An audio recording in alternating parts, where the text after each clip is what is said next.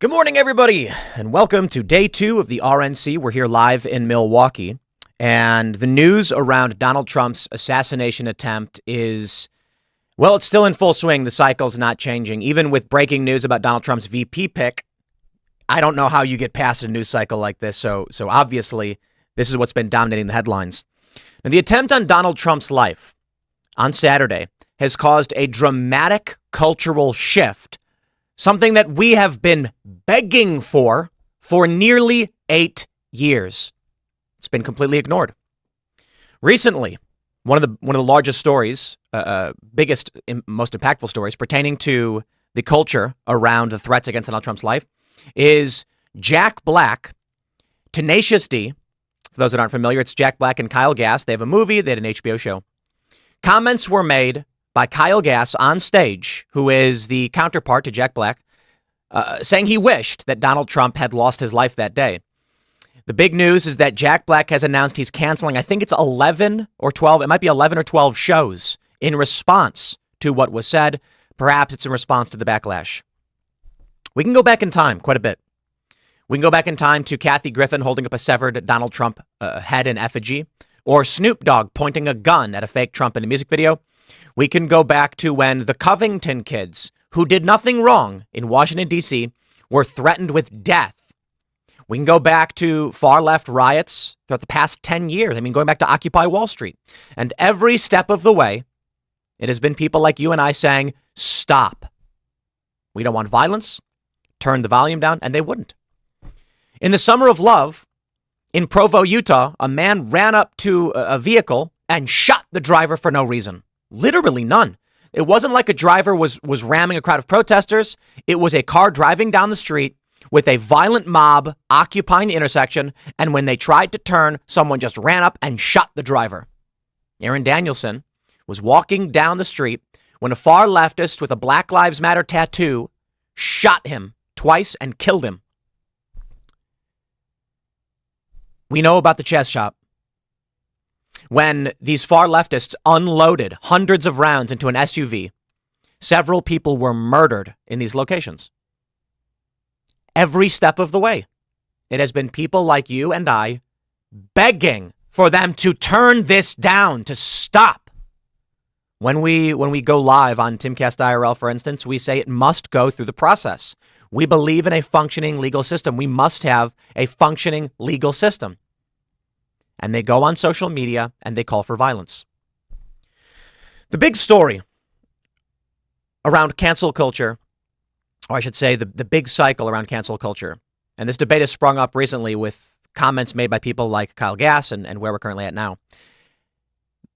I think a lot of people misunderstand what cancel culture is because I've been having this debate quite a bit since Saturday as to whether or not we tolerate the suspension, the banning, and the cancellation of individuals over things they say. And I think many people are too quick to ignore or forget the difference between what it is the left is doing and what it is the right is doing.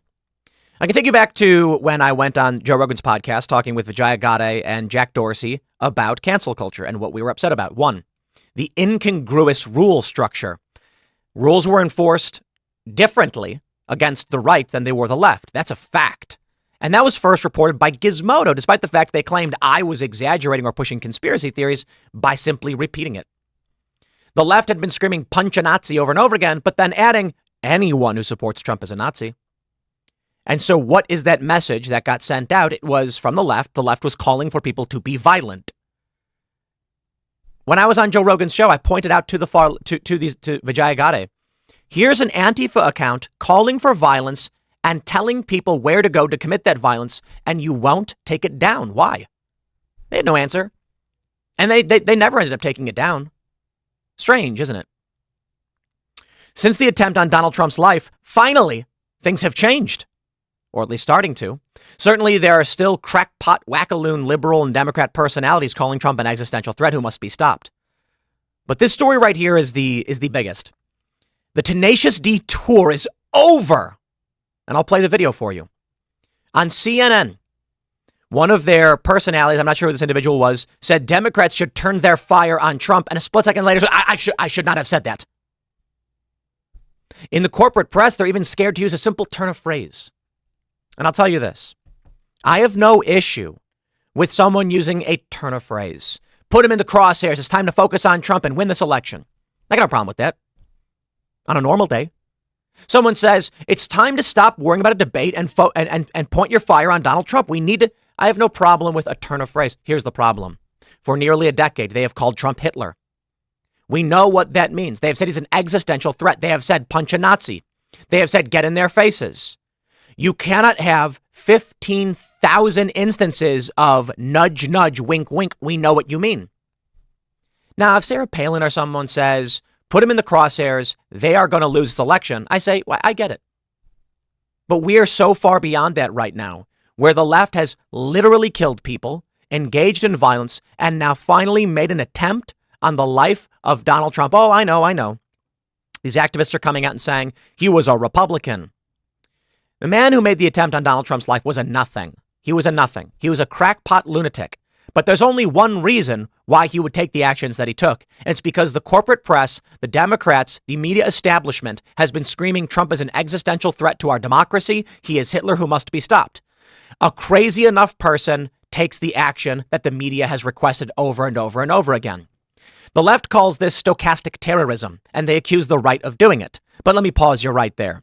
The right consistently saying we want to win in court. The right consistently not rioting. Now, I'll tell you what stochastic terrorism is in the simplest sense. It is the story of, oh, won't someone rid me of this meddlesome priest? If you're not familiar, I recommend you look up the story. Basically, the king has these 4 knights, and he's frustrated by this priest who is, as a bishop, I believe, who is excommunicating people. And he just sits there and goes, oh, won't someone rid me of this meddlesome priest? And so these other knights thought it was an official order. And they're like, if we don't do this, he's going to be mad at us. So they went and, that's stochastic terrorism in a nutshell. When the far left says Trump is Hitler, when they say things like, if you could go back in time and stop Hitler, would you do it? When they say things like punch a Nazi over and over again, and they go, but you don't like Nazis, right? And then in the same breath go, and don't forget who the Nazis are.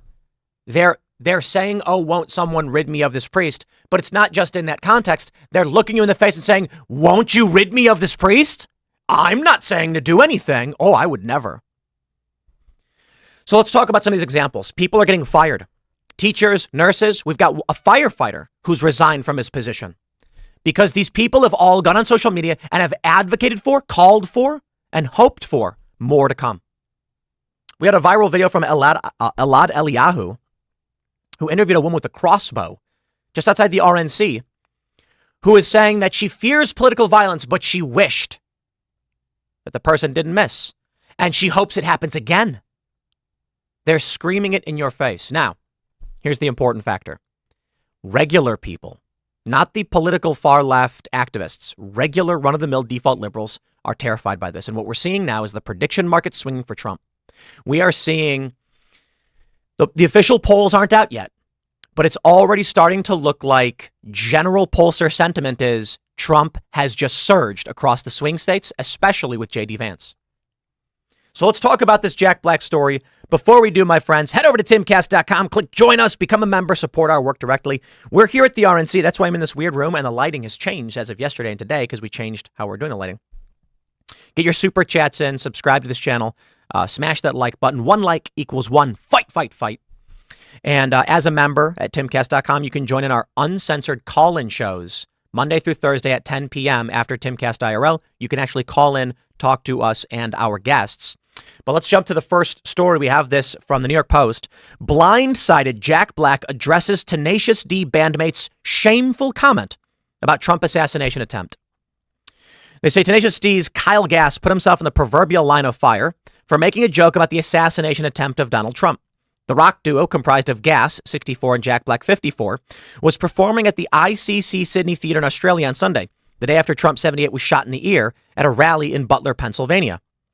Black brought out a birthday cake for Gass, who turned 64 that day, and asked him to make a wish, as seen in fan footage. "Don't miss Trump next time," Gass responded. The audience laughed. How about this? Let me just play the clip for you. The audio is a little low, so I don't know if I can boost it a little bit, but you can listen to yourself.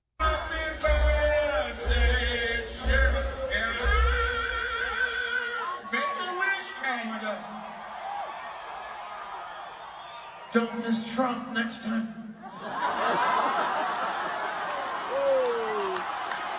People are clapping. That's what's terrifying, is that people are clapping. And I see a lot of people in the chat saying that Australia is MAGA country. Well, Tenacious D has responded. Jack Black posted, I was blindsided by what was said at the show on Sunday. I would never condone hate speech or encourage political violence in any form. After much reflection, I no longer feel it is appropriate to continue the Tenacious D tour, and all future creative plans are on hold. I am grateful to the fans for their support and understanding. My friends, he's basically ended Tenacious D over this. That's absolutely wild. Now, if you jump over to the Tenacious D website, you can see that they had 1, 2, 3, 4, 5, 6, 7, 8, 9, 10, 11 shows, with only 2 of them that weren't sold out. And that's not just in Australia, New Zealand. You had Columbus, Ohio. You have Bloomington, Indiana, Madison, Wisconsin. This is effectively the end of Tenacious D over what Kyle Gass said. Now, what's fascinating is I feel like they are doing what they're told to do. And I don't mean literally told. I mean, these are people who monitor the media, are paying attention to what's going on, are seeing the cultural zeitgeist, and they think this is what's funny and this is what we should do. As evidenced by Kathy Griffin. I'll show you some of these images. Kathy Griffin, censored of course, holding up in effigy Donald Trump's bloodied, severed head. An image from a Snoop Dogg music video where he's pointing a gun at Donald Trump's head. It's been commonplace. It's been commonplace. And so Jack Black and Kyle Gass are on stage, and Kyle Gass thinks he's being an edgy boy, but he thinks it's well within the confines of what is and has been acceptable this whole time. Now, Jack Black wholeheartedly endorsed Joe Biden on numerous occasions. I don't think they realized at that moment what Kyle Gass did. And some people have said that Jack Black is only canceling the show because of the backlash. Agreed. We've had several shows on Timcast IRL that have been pulled because of calls for violence, whether intentional or otherwise. There's 2 big reasons to this. And the first and the most obvious is, guys, we don't want to get banned. We don't want the show to cease to exist. But that is a matter of function. The anger that I have when, look, I can only be so angry at how YouTube runs their rules, right? And so when we were doing the live stream for the presidential debate, and we had threats, veiled threats from CNN about copyright takedowns, we multi-streamed. As an aside, for those that are wondering why we haven't since then, it's really hard to do. Synchronizing 3 streams is not easy, and the return just wasn't there for us it actually delayed the show. It made it late. Trying to synchronize these streams was not easy. But that's what we did because we were worried about being taken down. So I can only be so upset about how the system works. I try to navigate that. But my frustration and my anger with many people when they come on Timcast IRL and make direct calls for violence is that I feel like it's a personal insult to me. Like, you wouldn't go on Tucker Carlson's show and do that. That's insane. They never did. They think they can come on here and just spit on. We're trying to be reasonable, academic, and family friendly. But the problem is, it is the most tactless move one could make. We're on the verge of winning. Donald Trump gets elected. I don't think it's going to be this great, God Emperor, MAGA, whatever a lot of the Trump supporters think it is. I think it's a victory. And I think it'll help to bring accountability and justice and fix some of the problems in this country. Far from perfect, but the best we got, and pretty good. So coming out and advocating or making allusions to violence only hurts everything we're fighting for.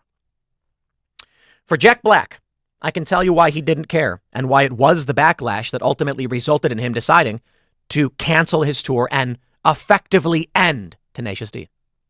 And before I do, I want to point out, I'm a huge Tenacious D fan. Jack Black endorses Joe Biden, fine, but Tenacious D I find absolutely funny. I love the movie. I love the show. I like the music. Tribute. These are great stuff from the 2000s that I very much am a fan of. But I'll tell you why. I think this is all about the backlash and not about principle. When we have a show and someone makes an allusion to violence, I say no, absolutely not. Now, hold on. You'll notice this too when you watch Timcast IRL or any other live stream or Culture War. If someone says something that overtly breaks YouTube's terms of service or community guidelines, the show's off the air. And that is, we've had people directly call for murder and things like that. Yeah, and it's frustrating, and it's not okay. And I say outright, like, well, you broke the rules. Like, you can't go on any show and do that. You can't go on cable and do that. You can't go on Rumble and do that. A lot of people, for some reason, think Rumble wouldn't take you down if you called for murder. Yes, they will. Absolutely, they will. It's legal liability, and it's bad. Now, hold on. There have been certain circumstances where people have said things that are not against the rules, but talk about reciprocity and lack of unity. And I push back on those things and say we have to be within the confines of the legal system because we are trying to preserve that legal system. Jack Black didn't do that. I have a remedy for you. Some people say, well, Jack Black was blindsided. He didn't know how to respond to this. I mean, it's not his fault. No. It is his fault. Because I can tell you exactly what Jack Black could have done at this show and what I would have done at this show. If I'm on stage in front of 5,000 people, if I was in that moment, and if I was Jack Black, I would, as soon as Kyle Gass said, don't miss Trump next time, I would have went, no, in the classic Jack Black style and said, guys, I know you're trying to be edgy and funny. And we all love a good edgy joke, and a joke is a joke, but it is not appropriate right now. And I'd look to them and say, I know everybody's got strong feelings about it. We shouldn't be making jokes like that. Kyle, I love you, man. It's your birthday. We'll give you a pass, but please, we got to recognize this is not something we want to wade into. And we wish the best for former President Trump. And we hope no one, you got to understand too, that a man lost his life and 2 people are critically injured. He could have just said, there are people seriously hurt here. We don't make light of tragedies. We don't make light of shootings. Okay, guys, let's pull that back a little bit. Let's get back to the show. And I see some people are chatting saying, well, that would kill the momentum. Dude, Jack Black could have recognized in the immediate they crossed the line. But guys, he didn't know he did. They've been doing this for years. Right here, Snoop Dogg aiming a gun at a caricature of Donald Trump. Kathy Griffin, she got fired for this. They've been doing this kind of thing for years. He thought it would be fine. And I'll tell you what happened. After the show, what likely happened, massive backlash. Emails, complaints. I bet sponsors were pulling out. I bet contracts were being canceled. And this is the massive cultural shift. Again, dude, I'm a big Tenacious D fan. I saw them at, Blue Ridge Rock Fest, I think it was a couple of years ago, hanging out with Phil Labonte, and we got to watch Guar. I think it was Guar, and then Tenacious D, and they had to clean the blood up. And it was a blast, because I think Jack Black's fantastic. I don't like his politics. That's fine. He's not been the worst, but this crossed the line. It crossed the line. And I actually hate to see them say that they're shutting down their future. I think Jack Black should just come out and apologize. Just thought, we're blindsided. I'm shutting this all down. That's a little far. I still think there's an opportunity for redemption, a moment for Jack Black to come out and be like, if he said basically, as what I was saying, we've all been living in this world where people have been making these edgy jokes and thinking they're removed from these circumstances. I'd say, okay, dude, you're a portly fella playing guitar for laughs. You're not a politician, okay? Maybe knock off the political endorsements at this point. Instead, it's just the end of Tenacious D over this. Now, let me tell you about cancel culture, and I'll play some of the other clips, and we'll talk about some of the other firings. Let me tell you about cancel culture, because I've been having this debate. We had this debate last night. I had it earlier in the day. Cancel culture, at least to me, was always when someone got fired for something that was unreasonable or old. Sarah Silverman got fired from a movie because 10 years prior, she did blackface. And it's like, 10 years ago, nobody was complaining about this, and it was just edgy humor. You can't come back 10 years in the future and say you have a grievance, or we have a grievance over a past action, so you're fired. That's cancel culture. Someone in real time saying something detrimental to a business and getting fired over it. Now that's different, but only within reason. So my point is, Viva Fry on Timcast IRL last night said, if you're making a statement that is the antithesis of your job, you should be fired. My point was, if you're damaging a business, the business has no obligation to pay you. If you're a nurse and you make a statement about politics, they shouldn't fire you over it. However, politics is getting dangerously close to destroying a business. But my point is this. If you work for a pizza restaurant and then you decide to go on social media, make a video saying people should not buy from the restaurant because pizza is disgusting and bad for you, I'm going to let you go. You are damaging the business. You are hurting other employees. As long as the operation's trying to be honest and provide a real service, you actively trying to destroy that business makes no sense why we would keep you around. That is not cancel culture, in my opinion. Cancel culture is an employee at a pizza restaurant posting a political opinion about Donald Trump getting fired over it.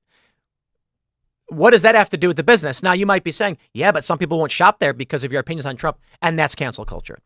If some people choose not to shop a place because a person had an ancillary opinion in some way, yeah, that's ridiculous. Everybody has opinions, and this is the age that we're in.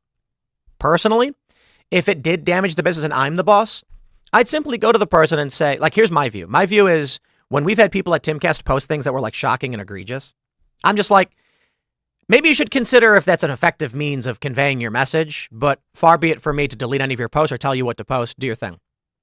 I think my limit is like, and I ask all of you who are members at Timcast.com, because I know what your answer is going to be. If someone who worked at Timcast made videos and started posting advocating for child sex change surgery, should we keep them on staff and keep paying them? Yeah, the answer is no. And it's not because I hate them.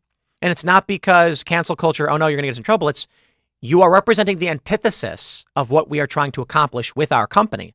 And there is no reason to employ and pay someone who is actually causing damage to what we're trying to build. So the first thing I'd say is, yeah, I don't agree with that. I think it's wrong. I think it's morally reprehensible. And I'd say we don't want that advocacy at our company. It's not only detrimental to what we're trying to build, it's in opposition to our moral worldview, and we find it to be wrong. If you believe that's your mission, then I humbly request you take your mission elsewhere. I don't find that unreasonable. A lot of people don't like what happened with Candace and Daily Wire, and perhaps it's because people view it as hypocritical to some degree. I can't speak for either of these groups. I don't know. All I can say is it has never been to me cancel culture that a business is like, you're destroying our business, you should go. Pause. What I'm saying is the idea that because someone has a political opinion outside the elements of your business, it's damaging to you I do not agree with. That's an absurdity. Letting weird wackaloons attack your business over something unrelated to your business makes no sense.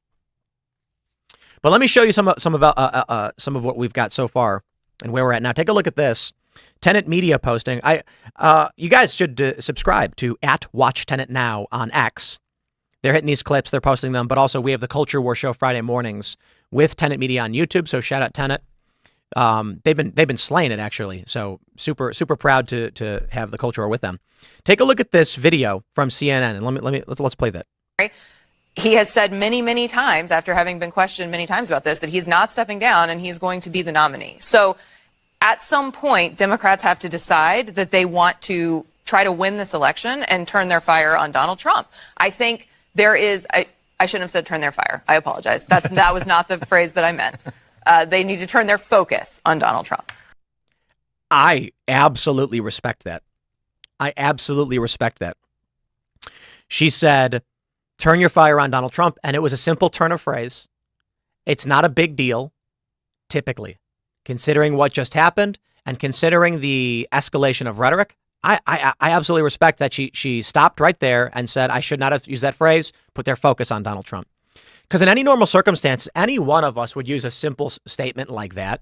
We're going to give him hell. We're going to fight like hell. We're going to push him back, blah, blah, blah. Like, no one literally thinks, no honest person thinks you're literally talking about pushing or hitting someone or getting into a fist fight. That's an absurdity. Considering, however, the grains of sand making a heap, the straws on the camel's back, it was very nice of her to see, well, I shouldn't leave that straw right there on that camel's back. It's probably not a good idea. You see what I mean? Like, recognizing she didn't do anything, but the snowflake doesn't blame itself for the avalanche. Now, where we're going. Oh boy, this is getting interesting. The far leftists who are getting fired over this stuff. It's absolutely crazy. So what I'd like to do actually is, and the reaction that we're seeing We'll talk about the celebrity reactions. I'll take some of your super chats, so smash that like button. One like is one fight, fight, fight. Become a member at timcast.com. We're going to jump into the next segment in a second after I grab some comments from you on this first segment. And then we'll talk about, we've got a firefighter we've got who lost his job. I think I might have some other stories pulled up pertaining to this.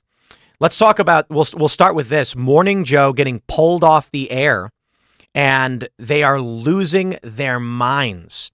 But Morning Joe gets pulled off the air.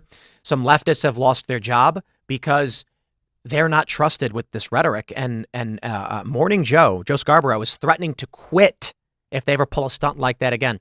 But yeah, they pulled his show off the air. So let's talk about the reaction from those who actually want to see more of these horrifying attacks on the president. All right, let's grab some of your super chats, my friends, before we jump into the next segment. And again, smash that like button. We got Grease Monkey. What up? He says, Tim, the way you say Ian's graphene dream when promoting his coffee blend, it tickles my brain every time. Go to castbrew.com and buy Ian's graphene dream. It's our new low acidity blend. Apparently, it's good for your gut. Nam Bizzle says, hey, man, you are ruining my routine of watching IRL in the AM. LOL, JK, I love this. I can listen to IRL while I'm delivering my mail later. Keep it up, bud. Well, maybe. I mean, I normally had the 10 a.m. segments as it was. And so we're here at the RNC. And, you know, the reason I went live yesterday and the reason we're doing a live special today is because there's too much news. I'm going through all of these stories, and within 30 seconds, I have like 800. I'm like, I just need to just roll through it. And it also does allow me to, I wrap up quicker if I do a 10 to noon. Normally, it's like 9 a.m. to like 1 or 2 p.m. And now it's 10 to, like, you know, I think it's fair to say 9 to noon because I am doing the research and pulling the stories earlier. But I always have the morning show, you know. It's always there, and then we have the segments throughout the day.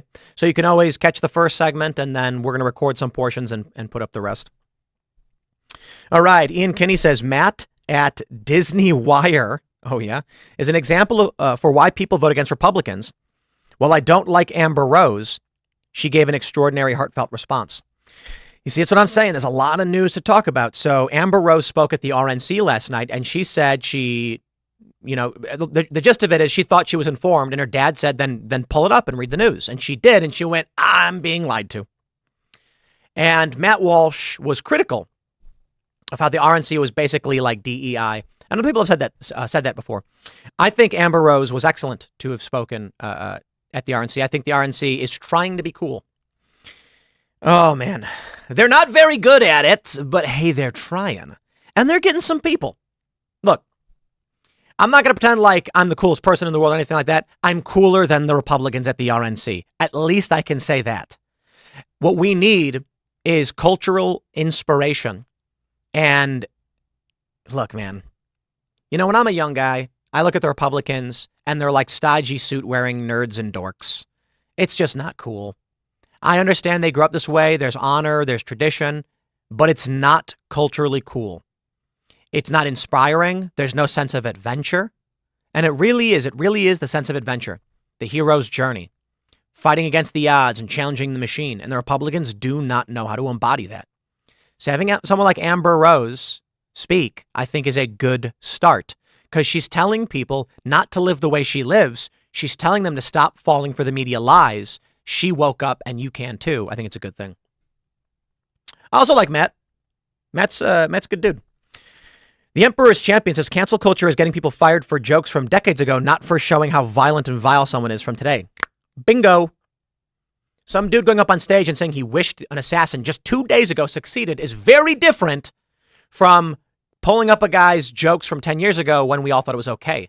It is not okay right now to wish for the death and to gloat about someone who died. He says, I don't miss next time. Well, 3 guys got hit. 1 guy died protecting his family.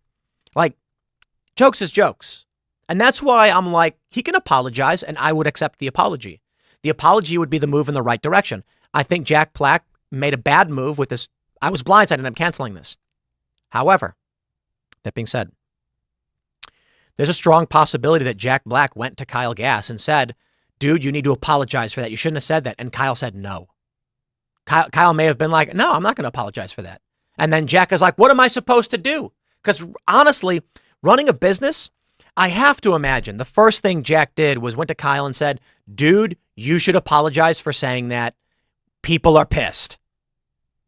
So how is it we got to the point where Jack Black says, I'm basically shutting down Tenacious D? I think Kyle Gass was like, I'm not apologizing. That's what I think happened. I don't know for sure. So jokes are jokes. And you can make edgy jokes, and that's fine. The problem is the snowflake doesn't blame itself for the avalanche. Somebody wants to make an edgy joke, I got no problem with it. Right now, we're all a bit nervous and shook up, and there are several people who are still in the hospital. So, as they say, the joke is time plus tragedy plus time. There's been no time. You're just insulting tragedy. I'll put it this way. I'll tell you how I feel. I feel worried. I feel relieved, but I feel uneasy. And saying you wished that one of the most nightmarish things succeeded doesn't make me feel better or make me laugh. That's why they say tragedy plus time. That's how I feel. And I think most moderate Americans, even default liberals, feel the same way. They're thinking like, look, man, we get jokes are jokes. Maybe Snoop Dogg's music video is a little over the top, but we're scared about what happened, and we don't want advocacy for that kind of stuff. You say this stuff after this happens, it might happen again. The far left, they don't care. Let me show you some of the videos we've got coming up in the show. Knof says, my guy, be proud of what you have done for the Western world. I thank you for the coverage and everything you've done. Cheers from Australia. Well, I do appreciate it. I am but a humble man complaining on the internet, but I must complain very well. I am an articulate complainer. So much so that y'all are watching, and I do appreciate it. Long Dong John. I just love your guys' usernames, by the way. Reportedly, Jack unfollowed Kyle on Insta. Perhaps a behind-the-scenes disagreement or argument leading to the band breaking up. That breaks my heart, man. It really does. Jack was probably like, dude, I don't care about this stuff. Like, I just want to rock. And Kyle was like, you have to do what's important, Jack. And I said what I said. And I'm not going to apologize for it. That's how I imagine it went down. I don't know. Maybe I'm wrong. Maybe we're wrong. Who knows? Who knows? The bonus hole says Destiny celebrates the events of Saturday, and Elon allows him to remain. Elon? Yet we have been suspended since April with all appeals denied because we expressed pro-capital punishment views. Elon Musk endorses terrorism. The fact that Destiny celebrates the events on Saturday. No, actually, Destiny had several. I don't know how many posts that were taken out. I know at least one. I think he had a couple that were removed for violating the TOS. And I respect Elon Musk for doing all of this. I had an argument yesterday where it's like, yeah, but Destiny should be allowed to speak and say these things. And I'm like, no. Hold on there a minute. I am of a new mind on this. I will not tolerate those who seek to burn down everything we have built. This classical liberal, we must respect the free speech even of those who don't respect ours. I say, no, we don't. No, we absolutely do not. That is naive. That is coming from an age of liberalism, which I was in 10 years ago, where we believed we were in a world that we had succeeded in securing, that we did not think could fall. And then we saw that these very people were seeking to destroy our lives and burn down everything we built, and they began to succeed. And it's at that point I said, unfortunately, we have neglected to understand the math behind the principles and the morals, and that is, when it comes to the Second Amendment, the right to keep and bear arms, that does not give you the right to engage in violence and hurt people. It certainly does not. If someone decides to violate social order and general human decency and morality and take action with a firearm to hurt someone else, the law prescribes we can defend ourselves or others legally. We recognize the right to self-defense. We oppose violence. However, in the instance where someone takes a violent action against you, you are legally, you have an affirmative defense in opening fire on a would-be killer. You have the right to defend yourself. Now, what about speech? Do we have a right to defend ourselves when they wield the institutions of power to strip us of our rights and destroy the world that our ancestors have fought so hard to build? Do we just sit back and say, oh, well, we believe in free speech, we let them do it? That would be akin to being shot at and going, but we believe in the Second Amendment, so we better let them do it. Certainly not. There are limits. If your free speech is simply an exploit intended to destroy our rights, I say, then get banned, dude. I don't care. I've said it before. If this guy's a communist, outright thinking like we need to have a centralized economic system, I invite you all to debate me on the idea in the marketplace of ideas. I'd say free speech for him because he is defending free speech. He is using speech against our values, but inviting us to engage in a reasonable manner. But many of these leftists who are getting banned spent a decade saying it's a private company. They can do what they want. Cry about it. You got banned. My response to them is, well, you get the world you asked for. You got banned. You asked for these rules. It happened to you. Congratulations. You know what? I give you a standing ovation. I'm proud of you. You've won. I hear these people and they say, no, we shouldn't celebrate them getting banned. I'm like, but they asked for it.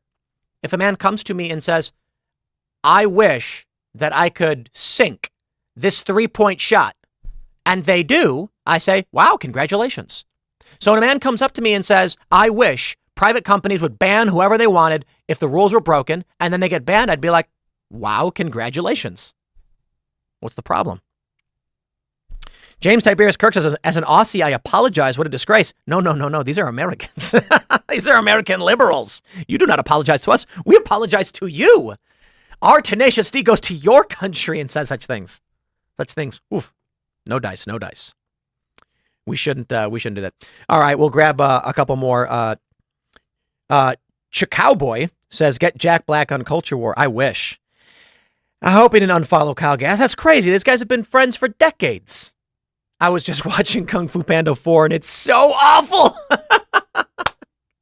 Yo, Kung Fu Panda 4 is not a good movie. I like Kung Fu Panda. I do.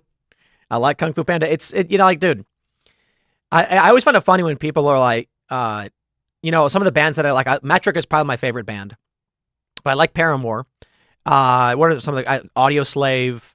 People rag on Nickelback. I've never been a big Nickelback fan, but it's like, dude, you're allowed to like things. Like, there's a reason things are popular. You're allowed to like them, okay? And, everyone's always ragging like, Nickelback is lame. You shouldn't like Nickelback. I'm like, dude, they had like a number one chart-topping number one song for like 3 months. People like Nickelback. Stop pretending that they don't.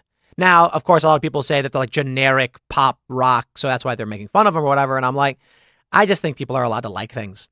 And you're allowed to not like them. And you're also allowed to make fun of them. Totally get it. I just think, don't feel bad if there's something you like that other people think you shouldn't like and want to make fun of you over. It's whatever.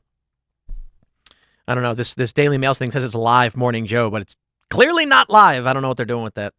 All right, I'll just grab one more and then we'll jump into the next story and we'll talk about leftists getting fired. Mr. Pistulio says, if this clip of KG didn't serve us until 10 years from now, would you have the same outrage? Indeed. The point is, well, I'll put it this way. I would say it'd be like half the outrage. And I'll just pause real quick because Broken Prophet says Tim loves Nickelback. Love's a bit strong, my friend, but I would absolutely recommend Devil Came Down to Georgia by Nickelback. Their cover is absolutely incredible. The guitar playing on that is some of the best guitar playing ever. They shortened the song a little bit, knocked out the chorus, which I'm not a big fan of, but it is a pretty great rendition of Devil Went Down to Georgia. Dude, I don't care who you are. Credit where credit is due. I think Nickelback's music, for the most part, is just kind of like low tier. I'm not into it, but people like it. They're allowed to. Devil Went Down to Georgia was based. That was good stuff. All right. Where were we? What was I just reading?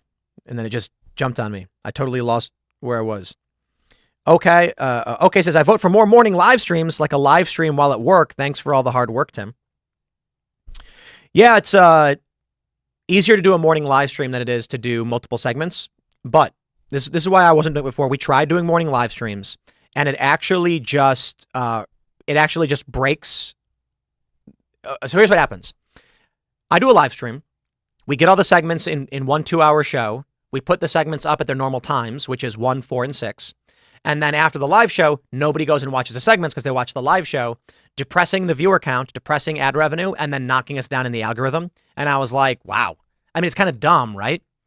Because one person will watch 4 videos, YouTube will promote your channel, but if one person watches the same content in one long stretch, they don't. That sucks. However, that being said, the last couple of weeks where I've done this for breaking news matters has been resoundingly successful, and the view counts have actually increased. So I don't know if they changed the algorithm or what, but I'm happy about it. So I was just reading a super chat, and then the whole thing just jumped on me.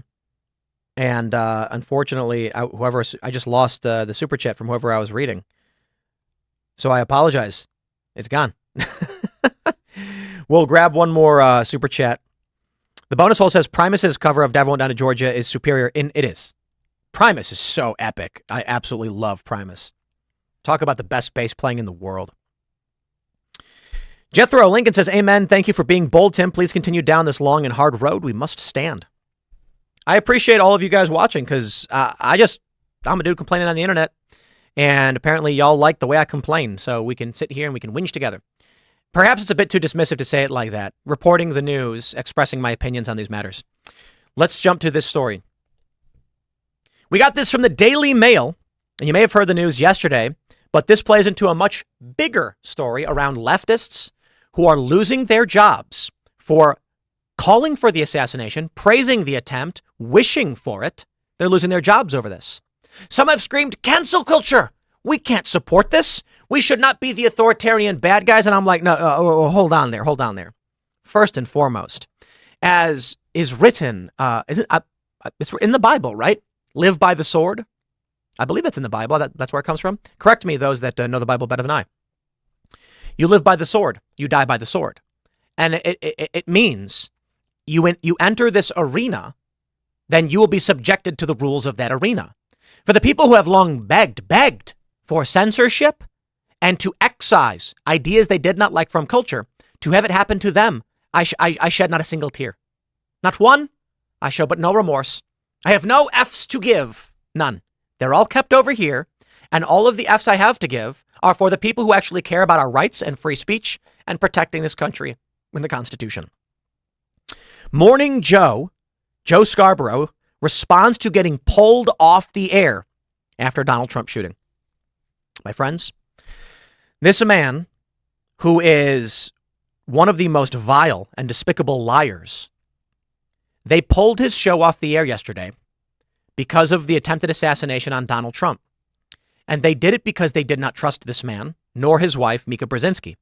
They were concerned, it's my understanding, that they would go on the show and say something shocking and egregious, which would rip to the core their moderate viewers.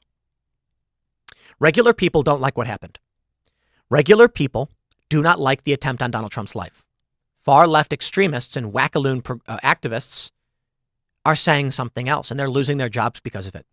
Because regular people are scared. They don't want this. It's gone too far. Let me give you some examples. First, we've got Morning Joe losing his mind over his show being pulled. It is back on the air. And then we, of course, have some real-world examples. A firefighter who was shocked to find it's against the rules to celebrate an assassination attempt, to call for more, and had to resign from his job because of it. Cancel culture. Let's talk about cancel culture. From the Daily Mail, a frustrated MSNBC host, Joe Scarborough, has said he was very disappointed that his flagship morning show, Morning Joe, was pulled off the air after the assassination of Trump. The decision to yank the show on Monday sparked huge backlash and suggestions it was an admission by NBC that they didn't trust the anchors to cover the horrific shooting. Scarborough and co-host wife Mika Brzezinski returned to the air Tuesday morning and vented their frustration at the network. It came hours after Trump was given a rock star welcome as he walked into the Republican National Convention with a bandage on his right ear where the bullet ripped through the skin. Apparently he's got a piece of his ear missing. I don't know how bad it is. They may have been able to just stitch the ear back together, so after he takes the bandage off, it may just look a little different. We'll see. Joe Scarborough. Oh, man. Scarborough and his wife, Mika Brzezinski, returned to the air. Before we start this hour, Willie Geist, co-host, and I just want to talk briefly to our friends and viewers that watch us every day and talk about what happened yesterday. We were told in no uncertain terms on Sunday evening that there was going to be one news feed across all NBC News channels yesterday, and today's show would be Lester Holt. Other people that you worked with on Sunday And that was going to be one newsfeed across NBC News channels that were going to stay as a network in breaking news mode throughout all day yesterday. That did not happen, Scarborough added, telling viewers how MSNBC returned to its regular programming, which included the first day of the Republican National Convention. We don't know why that was. That didn't happen. Our team was not given a good answer as to why that didn't happen, but it didn't happen. We were also told it was going to happen throughout the day. And I guess that there was such a strong blowback about yesterday morning. I guess they changed their plans. And so those plans changed as well. So it didn't. This is written very poorly. And, we've talked about it off the air. We'll talk about it on the air because we talk about everything on the air. We were very surprised. We were very disappointed. And if we had known that there wasn't going to be the one newsfeed from NBC across all NBC, Willie, we obviously would have been in yesterday morning. Scarborough then said the next time it happens, they will be in chairs covering breaking news or else the network can get somebody else. What I've heard is that they pulled the show, and I don't know if it's true, because they did not trust Morning Show. Let me explain to you. This is a guy who went on a show and said, this version of Joe Biden is the sharpest version I've ever seen. And then what, like a month later at the debate, Joe Biden's, blah, blah, blah. And then he's like, yeah, he was lying to you. He was lying to you. So that's perhaps not why they pulled the show. Maybe it is. But let me show you where we are in the real world. Suraj Hashmi with the FAFO. FAFO. That means F around and find out. Here's a post, Libs of TikTok highlighted, of a firefighter who said, this is Tony Bendali, who resigned. He says that he's upset the bullet missed. His quote was that too bad it didn't hit him square.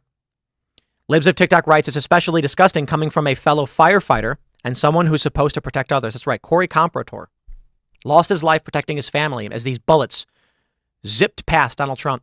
Not only do we have Timcast members who were there, shout out to Patriot, Timcast member who called into the show last night, was there with his children, guarding them, protecting them from bullets. And he survived and his family is okay. And we're glad to hear it. But this man, Corey, he's a firefighter.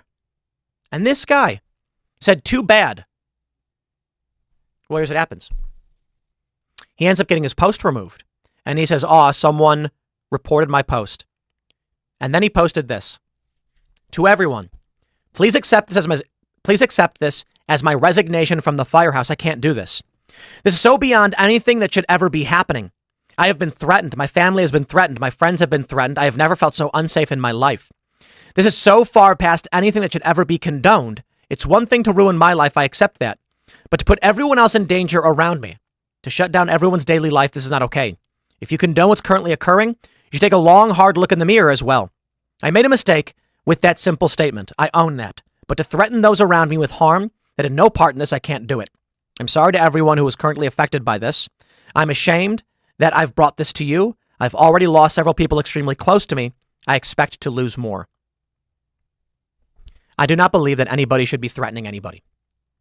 And I'm sad to hear that's what people are doing. They shouldn't. But I'd like to stress, this man, for years, and to a certain degree, I'll cut him some slack. But for years, these far leftists, these progressives, have advocated for, celebrated, and called for violence. We all remember the wood chipper poster, the post, the man who posted the wood chipper art about Covington kids, or Reza Aslan saying that a child had a punchable face. They have enjoyed the pleasures of advocating for extreme violence for a decade. And we've begged them to stop. And now, comeuppance, these people are scared because they can now feel what so many people on the right have felt and begged to stop.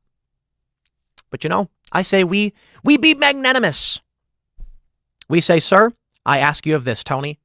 Publicly apologize, legitimately and sincerely, and you will have my forgiveness. I do not believe this country moves forward by gloating and tolerating this degree of aggression. The man said a stupid thing. Too bad it didn't hit him square. He should not have said such a thing. He should not. And if he apologizes, I will accept that apology, and I believe that we should all move on. However, in the meantime, it doesn't seem that he's actually going to be apologizing. And I think it's important to stress, once again, that many of these people have celebrated and flouted the rules and gotten away with it for so long, and we only asked that the rules be properly enforced, and they were not being. And now they're starting to be. And that now that these individuals are starting to feel it, now they're getting scared and upset. Well, we should have standards. We should maintain those standards. And so hopefully this man does issue an apology. He's not the only one. There are other big stories the Daily Mail has picked up. Libs of TikTok has pulled up a ton of these stories of individuals who have been gloating. And people are getting mad at Libs, saying, it's cancel culture. It's cancel culture that you are finding people who have posted things online and that you're getting them fired. And my response is, this ain't Jack Black and Kyle Gass on stage at a big venue. These are just people on their own social media accounts expressing awful opinions. And I'm a bit torn on the matter. But I can only say this. I will not defend any of them. I will say we're on the line. If some, I don't know, I think it's important to say this. Viva Frei had an excellent point. He said, if the statements you are making are a fly in the face of your profession, such as a firefighter gloating about a circumstance in which a firefighter was shot and killed, I think that qualifies for your termination.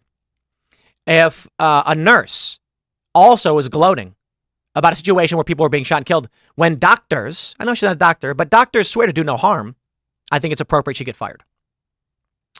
I think Viva makes a great point in that regard. For a lot of these people, like there's a woman at Home Depot, and she said something, and then someone went there and filmed her, and she's like, sir, I'm at work. These people would never dare express this in public. Now, there is we want them to say these things. We want them to expose who they are kind of circumstance. However, what I will say, my friends, I will not defend them. I won't stand for this man. I won't ask him to get his job back. I won't defend what he said because, well, there's cultural wartime and there's cultural peacetime. And 10 years ago, we all thought that we could avoid the greatest effect of this conflict in the culture war. We thought that if we supported free speech would win. And we thought that these big platforms would protect our free speech, and they don't. And now we have seen that these people have wielded the sword of censorship against us to the point where they are destroying this nation, Western culture and society, something that our ancestors fought so hard to build. And so my answer now is, I'm not going to defend someone who is attacking me. Not going to happen. Principles, morals, these questions are not answered properly. You can't just say, I believe in free speech, therefore my enemies are allowed to attack me. That makes no sense. I will not accept that. If this man wants to lay down his proverbial sword and say, I should not be engaging in this behavior, I say, then you are no longer my enemy. And you deserve your right to speak, same as everybody else. But so long as these people are advocating for and defending the attack on a president, which would be the destruction of this country, and in fact, again, a great point Viva Frei made yesterday on Timcast IRL. If Trump had taken that bullet, World War III, no question, it would have been worse than Franz Ferdinand. These people are advocating for what is essentially setting the match which will light the tinderbox of apocalypse. I will not defend their right to do that. It will not happen. On top of all of this, my, Blue Anon is out in spades. And I will not defend their right to say these things. Stephen Beschloss. Is Trump's bandage covering evidence that he wasn't shot? Still waiting for confirmation from credible sources beyond Trump on his Truth Social that he was actually hit by a bullet rather than hit by glass or other debris. What would it look like? What would Trump's ear look like if it was hit by glass or debris? The same. Let me show you. There's a post down here somewhere. Look what they're doing. People are posting this photo from 2022. Actually, I think I might have that pulled up. No, I don't. Just libs of TikTok. People are pulling up this photo from 2022 and saying, see, look, his ear is fine. This is from 2 years ago. It's a 2-year-old photo. Didn't we see him golfing without a bandage yesterday? No. He was facing the other direction. That's crazy. Trump is on stage with blood in his ear, coming down the side of his face. And they are actually suggesting several different things. One, that when Trump got shot and grabbed his ear, he was actually smacking a gel pack. I love that one. Ooh, he hits the gel pack, it bursts, and then he falls down. It was hidden in his hat the whole time. Then his hat falls off and it's all over his ear. And then you have people arguing the Secret Service, when they grabbed him, they applied the gel pack. Come on, man. You see, when they can't outright advocate for these things, they try to make sure the narrative is that Donald Trump never got hit at all. And so we're seeing this post circulating far and wide. This is the story. This is a photo from today, supposedly. It's not. It's from 2 years ago. And this photo has been going massively viral with millions of views. They're trying to claim that the teleprompter was shot, glass exploded, and Trump got hit by a piece of glass. Would that be any better? Well, they don't want you to be able to say Trump was shot and survived.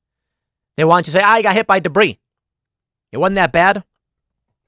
It's absolutely remarkable that these are the positions that they're taking, but unsurprising.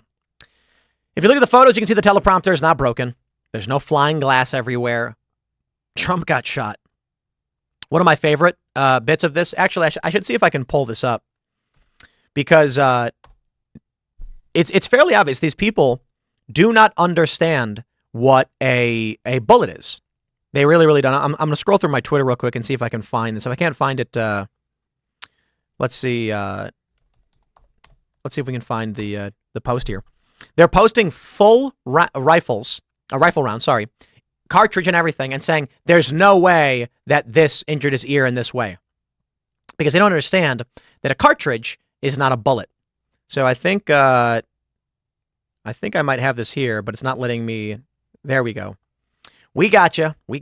Here's the post. Liberal Lisa in Oklahoma. This image of Trump was taken today.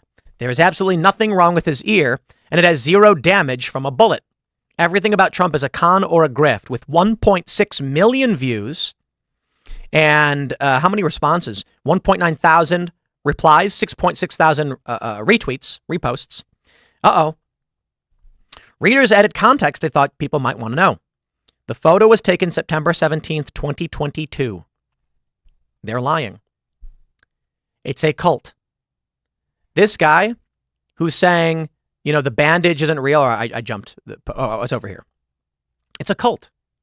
They cannot accept that they live, that the world is not as they believed it to be. Trump was a coward. He should have run and hid. They can't accept that they're wrong and they live in a fictitious reality. Let me see if I can. Here you go. Redheaded Libertarian. The picture is from 2022. Let me see if engagement lies. Let me see if I can find the bullet post. That's on this one. There's too many posts. Maybe look at this. Another person. President Trump regrets to inform his followers he forgot to put the medical gauze bandage back on his right ear. Look how they're lying and making this up, claiming he either wasn't shot or that this picture from a long time ago is a picture from yesterday. Oh man, where's perhaps the photo of the bullet was deleted because the person was so embarrassed. I really do think that's very likely. They posted a picture of an AK round, 7.62 by 39, I believe, and said, how could this round have made such a small mark on his face? Because they don't understand that, bullets are not the cartridge. Look at this. GOP Jesus says, President Trump regrets to inform his followers he forgot to put the medical gauze bandage back on his right ear that was shredded by the assassin's bullet. He apologized for exposing his followers and the TV audience to that gruesome wound, but said that for him, the wound is not just not big a deal because his heroic toughness. So I don't know if this is meant to be a manipulation or whatever it is, but this is the reaction from the left. And there's a reason why I highlight this in the context of everything else. This is where we are currently at. The breakdown is happening in real time. Trump's prediction market numbers are surging, which I'll go over in the next segment. These CNN apologizing for the way they're speaking. The jokes don't fly anymore. We have finally broken the dam. The Democrats can no longer make these jokes. Now, to be fair, Kathy Griffin did get fired from her New Year's CNN thing for posting that Donald Trump bloody head. But Kyle Gass, Tenacious D, they think they can say these things because they've been allowed to. Because if you go back, I think it was 2019 when I was on Joe Rogan with Vijaya Gadde. It's a long time ago now, huh? And they were saying that, when I showed them Antifa posting calling for violence, and they were like, well, we don't know about these things. That's not true. Several responses to the post had been deleted, but the post itself was allowed to remain. And they say, oh, I don't know. They allowed it. They allowed it the whole time. And now they can't. Some people are pointing out that GOP Jesus is a parody account. That's why I said I think this is intended to be a joke or whatever. But you can see that these other people, and this is not the only account, Liberal Lisa in Oklahoma, they have been posting these things. Let me see if this one, oh no, that's a block. There was a viral post of the bullet. I thought it would be funny to bring up, but it's not here, so it must have been deleted or I just can't see it. But this is the game that's being played right now. I talked to friends and family members, and I talked to strangers. I mentioned this a couple of weeks ago after the Snyder Supreme Court ruling, I think it was, where they said that there's a difference between bribery and gratuity in statutory law. Gratuity, illegal gratuity, is payment for an official act that is given after the official act is completed. And bribery is payment for an official act where payment is given before the official act is completed. And typically we're familiar with bribery. Someone gives the money to the guy and says, vote the way I want you to vote. Gratuity would be after the guy votes, they say, you did good. Kick him back some money. I'm sitting at a poker table in West Virginia, Charlestown races, and the guy to my left says, jokingly, he wins some money in the poker hand and says, now I can use this to bribe the cop when he pulls me over because it's not a bribe, it's a gratuity. I'm just giving him a tip when he doesn't ticket me. And I was like, that sounds like something MSNBC reported. He points out, like, the Supreme Court just said you can give a bribe so long as you give it after the fact. And I was like, actually, the Supreme Court said the opposite. Kavanaugh's opinion was that you cannot engage in illicit gratuity or illicit bribery, but that the government had wrongly charged a man under the wrong statute, which opens up a defense where someone might claim it was a gratuity, not a bribe, and that therefore they can be released. So no, you can't do it.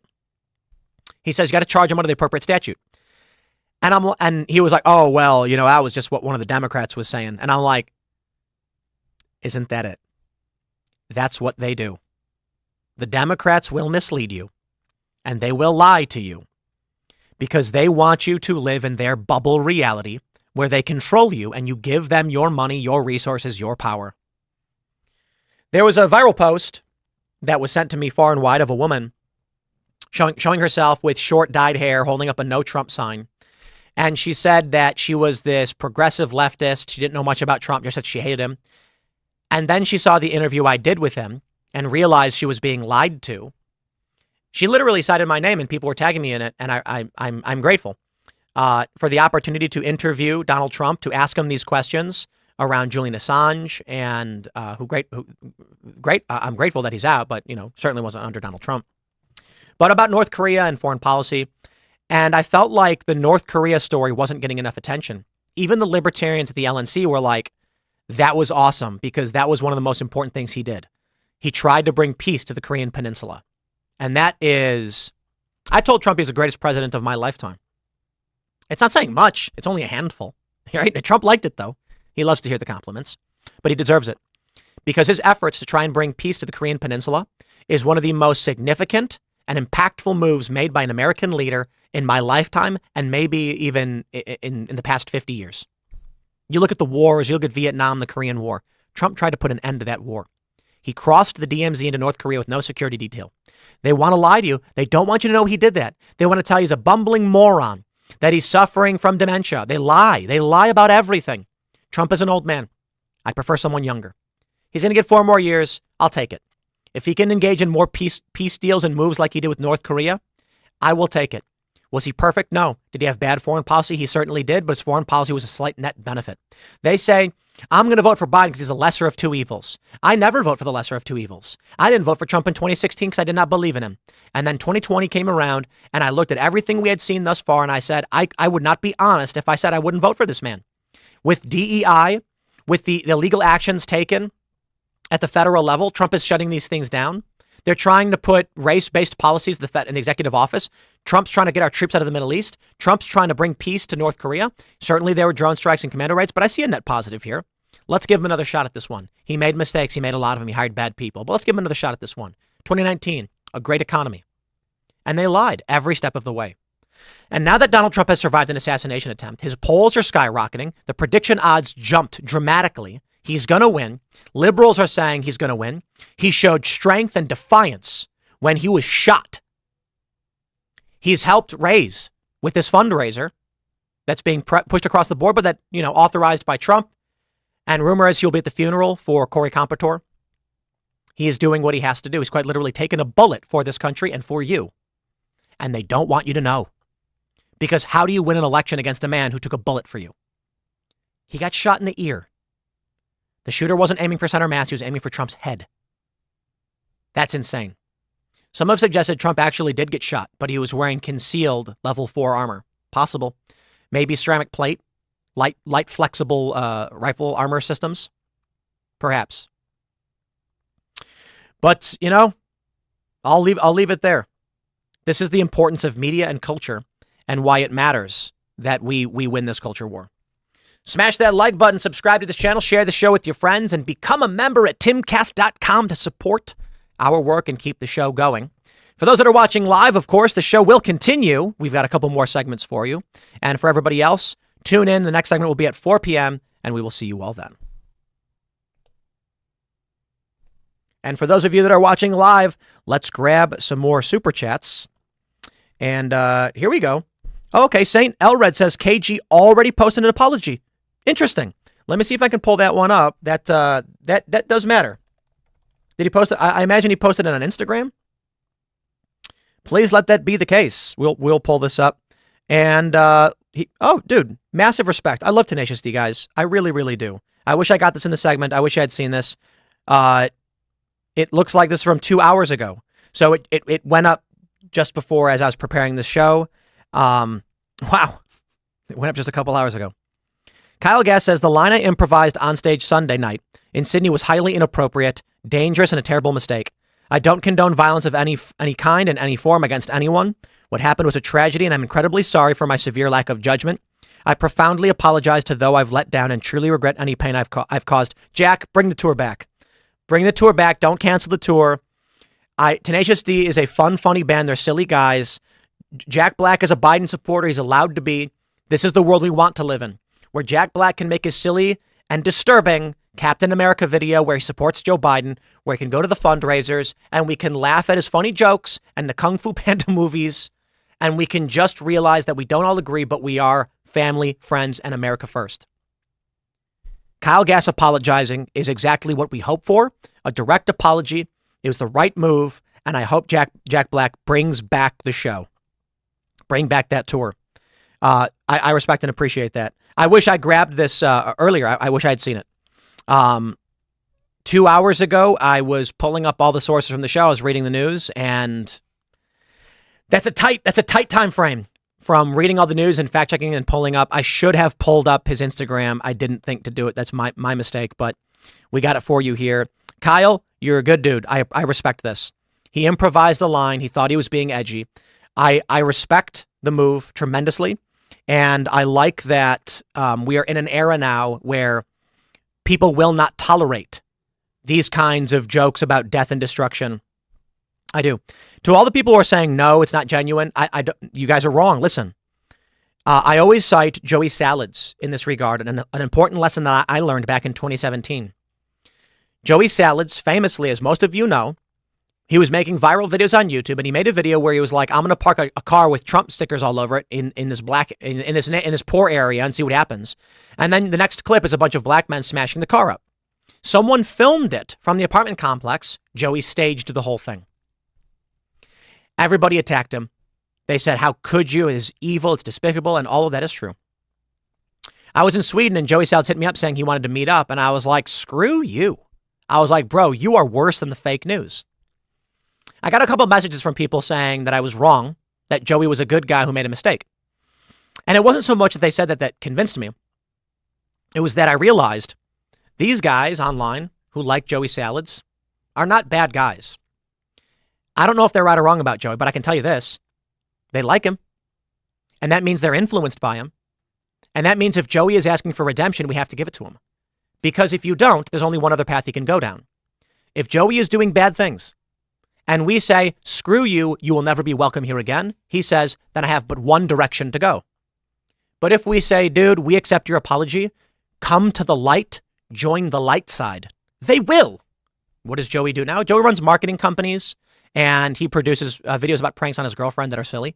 And it is a bit hokey, but it's good. Imagine if he was pushed in the other direction. Kyle Gass choosing to apologize shows two things. One, we are winning the culture war, and they know they cannot make these jokes. And now everyone will recognize two things. So it shows us that. It shows us that they can't make these jokes. It shows us we're winning in two ways. The jokes don't work. You get the backlash, but also that you have to apologize. You have to. Normally, they would just ignore us, right? Other people will see two things.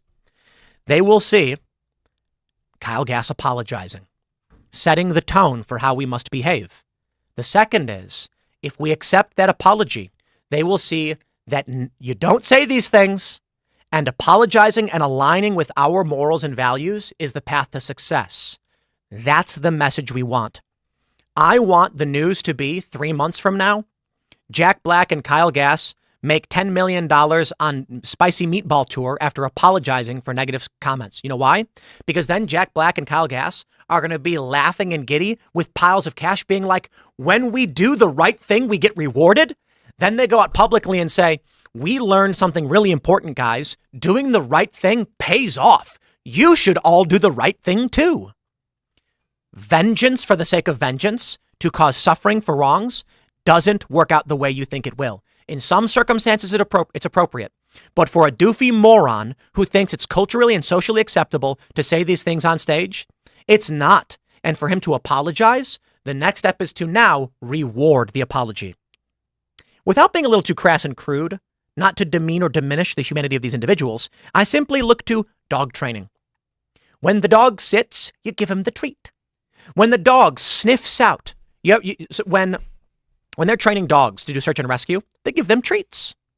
The dog wants to be rewarded. And so the dog is sniffing, trying to find the person, finds the person, gets really excited, and they say, here you go. You get a cookie. It's not as simple for humans because there's much deeper social entanglements. But we want to say that good behavior is rewarded and bad behavior is punished. The bad behavior was punished. There was a backlash. They were scared. They've apologized. That's good behavior that should be rewarded. Not all people are worthy of redemption. Some crimes are so egregious, we lock these people up forever. But saying a naughty joke, an appropriate joke, we cannot be the people who reject. If we tell Kyle Gass your apology will not be accepted, then what's he going to do? He's going to double down to all of his fans and it's going to make everything worse. But I tell you this is us winning. This is him asking us for forgiveness. And you may say, but Tim, it's not sincere. I don't care. This man has just gotten on his knees in public and said, please forgive me. Now, I want people to see what you must do when you engage in this kind of behavior. You must apologize. People don't want to be in that position, but I also want them to see something else. A magnanimous society, a good people, a people who will tell them, we want you to be better. And you've done that. Make sure there's always a path to redemption. Otherwise, people will go dark. Let's read some more super chats. And then we'll talk about Trump's polling. Oh, boy. More super chats. So thank you for super chatting me that, letting me know that he had apologized. Tattered Shield says, I got a playmat where I turned you, Ian, and a couple others into Magic the Gathering goblins. Oh, come on. It's my favorite mat, and I think you would find it funny. What do I got to do to get it to you and Ian to sign it? Follow Ian Crossland on X and send him a message. It's usually the easiest way. Noah Sanders says, were y'all able to donate to the victim's family? Indeed. So I sent $10,000 to the fundraiser for the Compradors. And yesterday morning, I had talked about potentially doing a match. If I said something like on IRL, we'll match all the super chats and whatever you give. The reason why I decided against that, twofold, and I'll be completely honest. First, Well, I was talking to the crew and I said, my concern actually is that when I do that, 35% goes to YouTube. And so I'm telling everybody, give to me instead of the family, and then I'll give to the family. And it's like matching is good, but then we're talking about 35% being cut from what they would actually give. If y'all got $100 to give to the family's victim fund, you give it right to them, they get $100. You super chat it, they get 65. And then I could put money on top. And so I did. So we got 3,500 in super chats from people who expected it to go to the family. I did not promote it that way, but then I donated a total of 10,000. The second reason is the budget. I was hoping we could do 25. In fact, we can't do 25. You may not have noticed, but the economy ain't so good under Joe Biden. You may have also noticed we've picked up some more sponsors because we're trying to operate properly. And so while we certainly do have resources and we're doing well, planning for the future and for next year is extremely important. So I allotted what I thought I could and made that donation. So I put 6,500 on top of all of your super chats. It's not as big as I'd like it to have been, but the important thing that I'm considering right now too is the year after an election cycle usually has depressed revenue. And based on the numbers we've seen under Joe Biden, if I'm not so stupid to make a bet that Trump just wins, though I think he will. If Trump wins, I think the economy will improve, the market will improve, and we're going to see tremendous gains right away, which will help the business grow. And that is when the small businesses succeed, they generate more revenue, they buy more ads, good thing. However, I can't risk the lives of our employees and their income on Donald Trump winning. In the event Joe Biden wins, I think next year is going to be apocalyptic in terms of revenue for the media industry because political news channels make their best money on election years and their worst right after a presidential cycle because everyone's burned out and the money is not being spent anymore. Although this year's been really weird with ad spending and politicians, mind you. It's been low. The economy's been depressed. So we allot basically like, what are we going to need for next year in the event we do see this downturn? We have to save everything we can. So there you go. There's the transparent, everything, you know. All right. Firedog says this is MAGA month and the 4th is Freedom Day, but the 13th should now be known as MAGA Day. I'm so down. Joe Biden almost said, make America great again. Did you guys see that? Yeah. Marco says, I wore my Trump hat to work yesterday. Got mostly positive responses. And these are Teamster guys. I think my fellow Teamsters are Trump for sure. Dude, I would love to hear it. I'm hearing all these stories of people walking around in liberal cities wearing Trump hats now after they attacked him. I say this to you, my friends. If Donald Trump can take a bullet and then within a day stand up and show up at the convention with a smile on his face, y'all can wear a hat. Y'all can go out and take the time to vote for him. I hope this animates people the way we expect it to. I really, really do. Nick C says, yoked Nick from Fitcast IRL on X, whether it's skateboarding, weightlifting, walking, we welcome all people. We must become a stronger, healthier, and less angry nation. We love and support Timcast. You guys rock. I'll say it simply. If you don't know what to do or where to begin to make the world a better place, start with yourself. Jordan Peterson said, find the heaviest thing that you can carry and carry it. I agree, but literally. He may have been thinking like take on responsibility. I agree with that too, but I'm saying lift, exercise. I've been skateboarding pretty intensely, been burning an additional 900 to 2,000 calories per day, taking that exercise seriously and trying to be a better version of myself.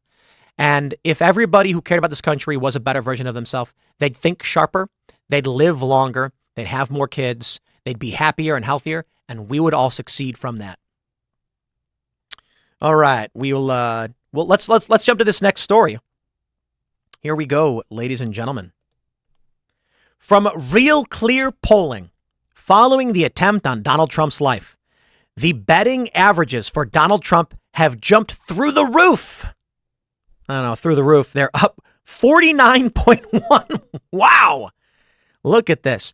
If we go back in time to, what is it? DeSantis was at 35% going back, here we go, January 9th, 2023. Can you believe it? A year and a half ago, Donald Trump was at 14% in the betting odds. And today, he's at, what number did we get? 66.8. Joe Biden has tanked. Following the get Joe Biden out, Kamala Harris has tanked. Biden went up a little bit. But following the attempt on Donald Trump's life, he has jumped 10 points in the betting odds. What we are seeing from the polls, not too big of a shift just yet, but we can expect in the next day or two, Donald Trump's polling averages are going to skyrocket. The betting averages predict beforehand because the betting averages are based on people right now with money saying, here's what I expect to happen. These same people, many of them, who will be answering polls later on, are going to give those answers. Now, Frank Luntz, the famous pollster, said, actually, maybe I should pull this one up. Let me see if I can pull up. I think it's in here. Let's get it. Maybe they'll let me read their article from the Daily Beast. All right, we got this from the Daily Beast. The assassination attempt will boost Trump enough to win the election. That's it. Frank Luntz predicts the assassination attempt will push Trump's turnout by 1 or 2%. We're seeing it. We're seeing the betting odds surge. And I believe that once we get the raw data, we are going to see Trump surge. Because right now, look at this. 2024 general election, Trump versus Biden from Real Clear Polling, aggregate polling, Fox, NBC, Morning Consult, Rasmussen, NPR, Emerson. None of these have broached the assassination day. I can say that Morning Consult has a little bit. 11,328 registered voters. And it's from the 12th to the 14th. Trump is up 2 points. I expect there's a strong probability that by tomorrow, by next week, we will see Trump up maybe 4 or 5 points in aggregate. He's already up 2.7. I'm not talking about a major swing. I'm saying he's going to gain a point. Frank Luntz says 1 to 2. I am aligned with where he's at on this one. Maybe we'll see more. Take a look at this. July 16th, 2020, Biden was plus 8.6 against Donald Trump. Hillary Clinton in 2016 was plus 2.7. From the Daily Beast, Republican pollster Frank Luntz predicts that the assassination attempt that left President Trump bleeding after ripping a chunk of his ear off will likely boost his supporters' turnout on Election Day. I think it's important that we all recognize that we're at the breaking point right now, Luntz said during an interview and with BBC politics presenter Laura Kuenssberg on Sunday. Quensberg? I don't know. Luntz predicted that the attempt would boost turnout for Trump by 1 to 2%, particularly in Pennsylvania, the crucial swing state where the Trump rally took place Saturday. I'm going to pull up 270 to win as well so we can get the interactive breakdown, and I can go over the numbers as they currently are because that map's not correct. Luntz told Kuenssberg, I'm probably pronouncing it wrong, that the newfound intensity of Trump supporters' motivation to vote could make a difference in the November election, comparing it to the political reaction American Democrats had in 2020 after George Floyd was killed by Minneapolis police officers. Luntz added that the effect of the Trump shooting on November's election is important, but that the reemergence of political violence on a president not seen since Reagan was shot in the 80s will have a much greater impact on the future of American politics. I'm thinking about the next generation, Luntz said. We need to look beyond traditional partisanship to our country and its future and the legacy that we are creating right now for our children and grandchildren. I think Frank's right. Whether you're a pollster or not, what we're already seeing is that Nevada and Arizona are already leaning Trump. If Pennsylvania goes Trump afterwards and Trump loses Wisconsin and Michigan, Trump wins 287 electoral votes based on the current trends we're seeing right now. Look, they've even got Georgia and North Carolina as likely Republican. That's incredible. I'm going to pull up some more data from Wikipedia, things I hadn't actually pulled up before, but I want to pull these up. Reagan's election. Here we go. Let's take a look at Reagan's election because y'all have seen this. 1984. There were only 2 jurisdictions. There was only 1 state. It was D.C. that went Mondale, and it was Minnesota that went Mondale. Oof. Must be embarrassing for Minnesota. Voting for Mondale when the entire country was aligned in the other direction. Now, the question I have is, I'll pull this one up. Many people are saying that Donald Trump is going to win because of it. Well, on March 30th, 1981, Ronald Reagan was shot and wounded by John Hinckley Jr. in D.C. as he was returning to his limousine after speaking at an engagement at the Washington Hilton. Hinckley believed the attack would impress actress Jodie Foster, with whom he had developed an erotomatic obsession after watching the film Taxi Driver. Nut job. Now, hold on. This is years before, right? We're talking a 3-year gap, effectively. But a lot of people believe that the attack on Trump's life will result in an election of this magnitude. I don't know that I believe it, but I'll tell you this. Let's play a game. Let's say Nevada and Arizona, those already moved towards Donald Trump a while ago, well before the assassination. Georgia and North Carolina, PA, Wisconsin, and Michigan may have already leaned in that direction. But let's say, with J.D. Vance on board, the Rust Belt moderates have decided, you know what, I'm going to vote for Trump. That's it. I'm voting for Trump. And let's suggest that the lean Democrat states, they're no longer lean. They're now toss-ups. Let's say that Minnesota and New Hampshire went toss-up before the assassination attempt. What we had seen was, with Joe Biden's collapse and the campaign to remove him, states like Nevada and Arizona had shifted from toss-up to lean Republican. Now, 270 to win doesn't recognize this, but what if that was true before the assassination attempt? New York was not safe. They say likely Democrat. No, it's lean Democrat. Trump is within 8 points of Joe Biden in New York. Let me tell you something. Let's do this. Let's do this. AOC Ballotpedia. I keep pulling new things up, but I think this exemplifies things pretty well. AOC's election. I'm going to explain why Trump could win New York. I don't think he will. I don't think he will, but it's on the table. It's on the table. New York's 14th congressional district election 2024. All right. Let's see it. So, in the primary, AOC won 18,863 votes. That's it. And that meant when it went to the general, she basically just won. Incumbent AOC and Tina Forte running the general election for, I'm sorry, this is 2024, so it's not yet happened yet. I need to go back to 2022. That's my bad. I thought I was looking at, I forgot I wasn't looking at 2022. This is what we want to look at. AOC won with 82,000 votes in a district of 775,000 people. Tina Forte got 31,935 votes. AOC could lose. I don't think she will lose, but she could lose. You know why? If the assassination attempt on Donald Trump really does make Trump supporters become Trump voters, you know you have about 150,000 Trump supporters and Republicans in AOC's district. They just don't vote. If they all went out and voted, AOC would lose. But they don't vote. This might change that. Tina Forte needed 50,000 votes to beat AOC in a district of 775,000. The total turnout was only about 100. It was 116,000. A seventh of the population actually bothered to vote. Imagine in this district, which I believe has about 150,000. It could have more. It could have more. Let me see if they break down the voter registration for us. Tina Forte won the primary for the Republicans with only 1,608 votes. That's remarkable. In 2020, AOC won with 152,000 votes to the Republicans' 58,000. You understand this? AOC likely, because it's a presidential election, will get around 150K this time around. But the down ballot reaction to a failing Joe Biden may seriously harm her. She may actually end up just seeing something like 130. If every single conservative in her district voted, they'd win. And that's what matters. So let's go back to 270 to win. And we'll take a look at New Hampshire.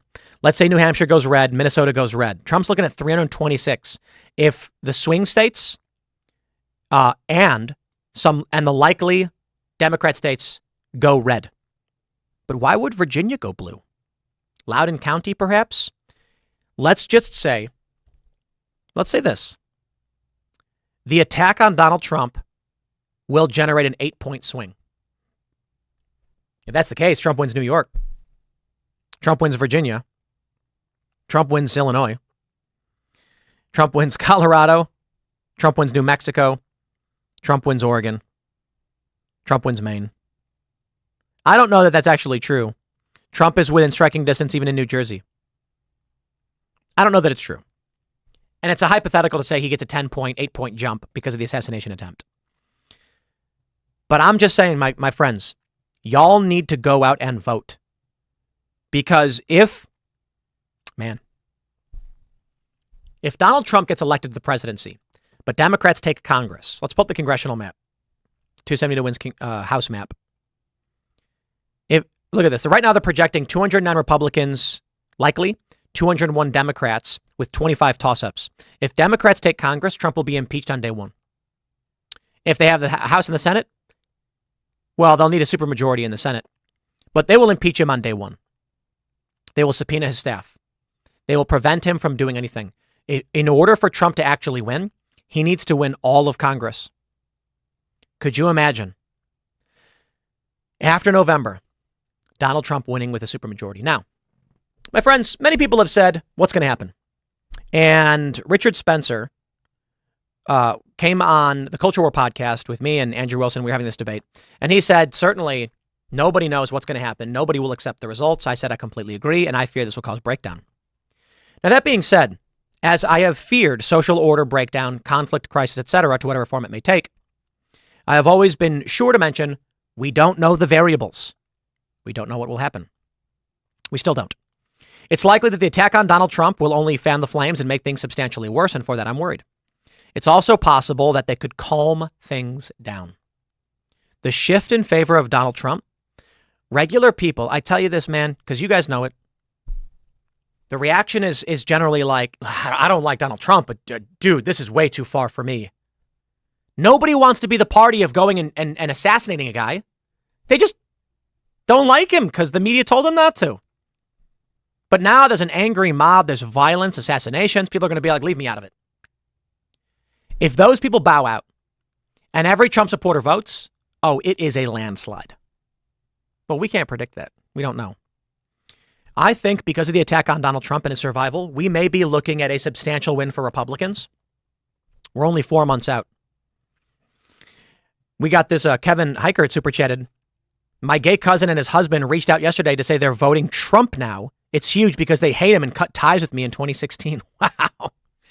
I've had family members too. Yeah. I've had family say it's crazy. Trump's bad. Now I've had, they're not saying outright that they're supporting Trump. They're just now accepting what's real. And I say that's a huge success. A huge success. So I like that this is happening. I want to stress something real too for all of you guys that are watching live. This channel is shadow banned on Google. It is very difficult to find. So if you like the show, share it. Seriously, if you take the title of any of my videos on this channel and Google it, it won't come up. Google will not even promote its own IP because it's me hosting a show. Come on, Google, what's the big deal? It's the big idea here, shadow banning me. So I'll say this. I'll wrap up this segment. Let's keep it real. I don't know that Trump gains 8 points. It's 1-2 according to Frank Luntz. Fine. Fair point. 1-2. But 1-2 means Trump does win the election. It means he wins the presidency. Does it mean he will win Congress?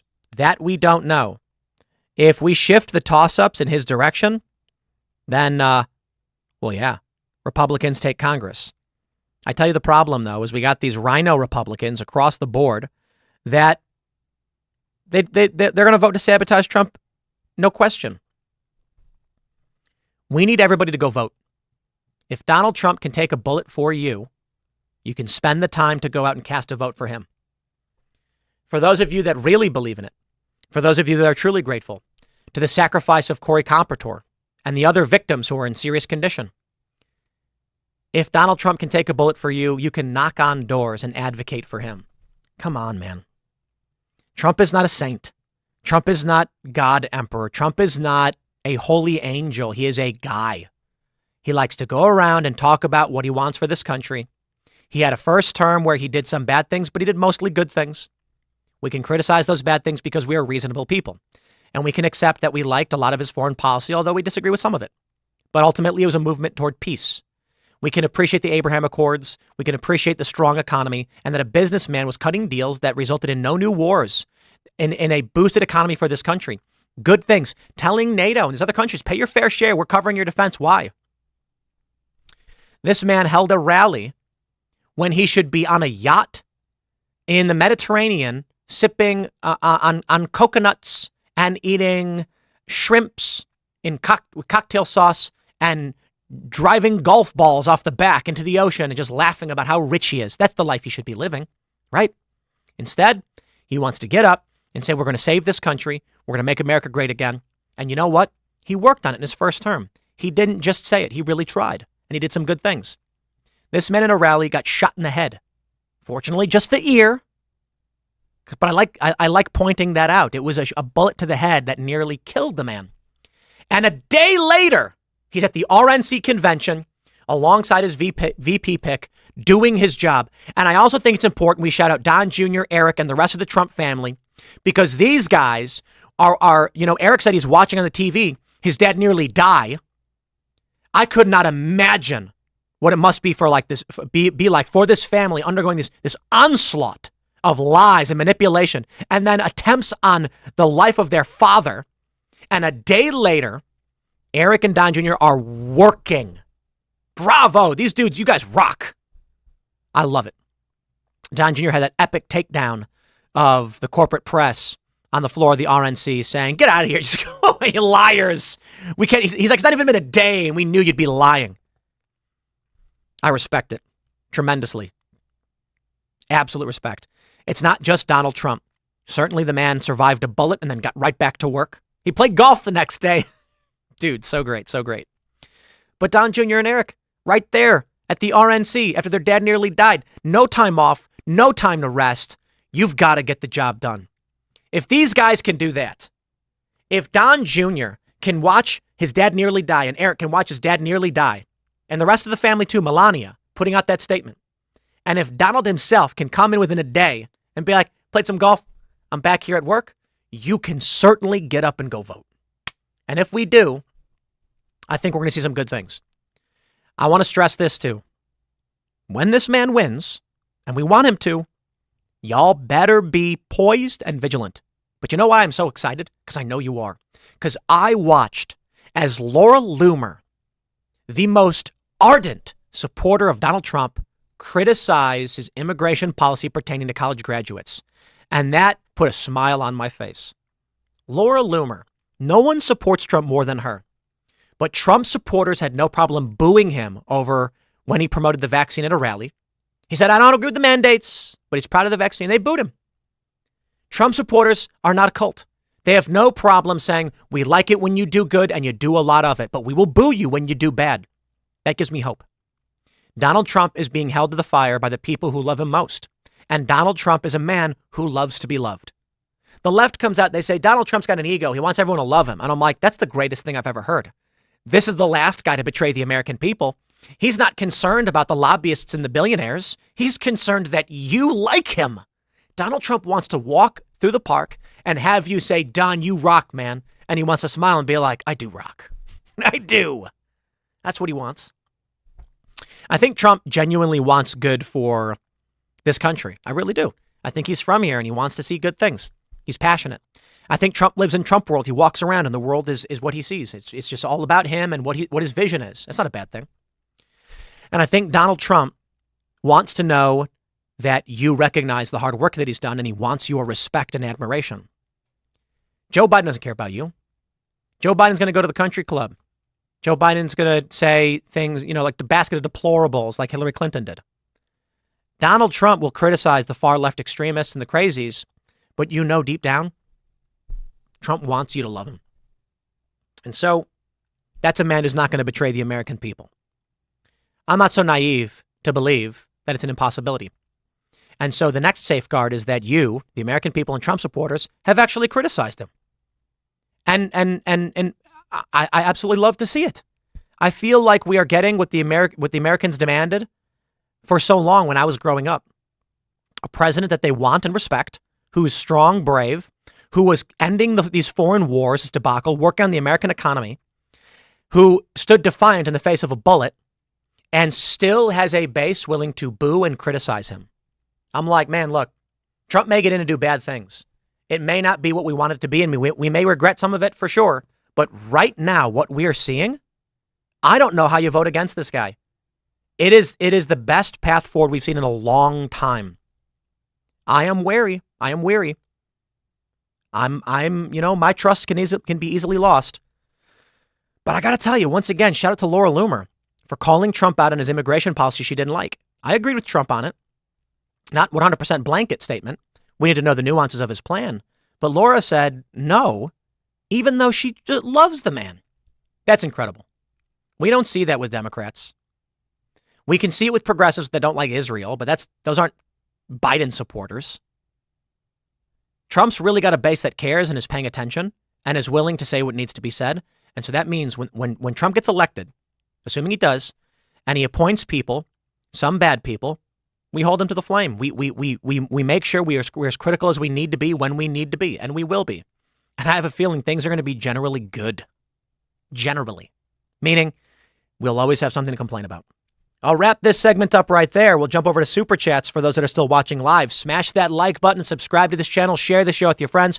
Head over to Timcast.com, become a member, click join us, because that is what sustains this company and keeps us all operating. We're here at the RNC for day 2.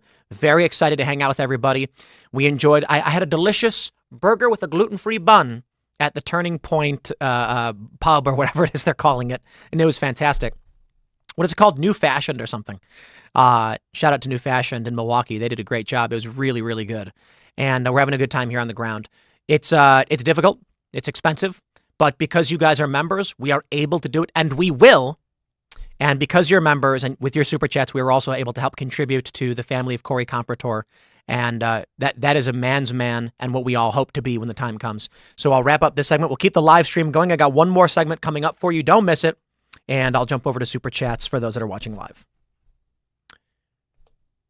All right, everybody, let's grab your comments. I just saw one that went by that I wanted to read. Let me see if I can find it. I think I missed it. There it is. I don't know.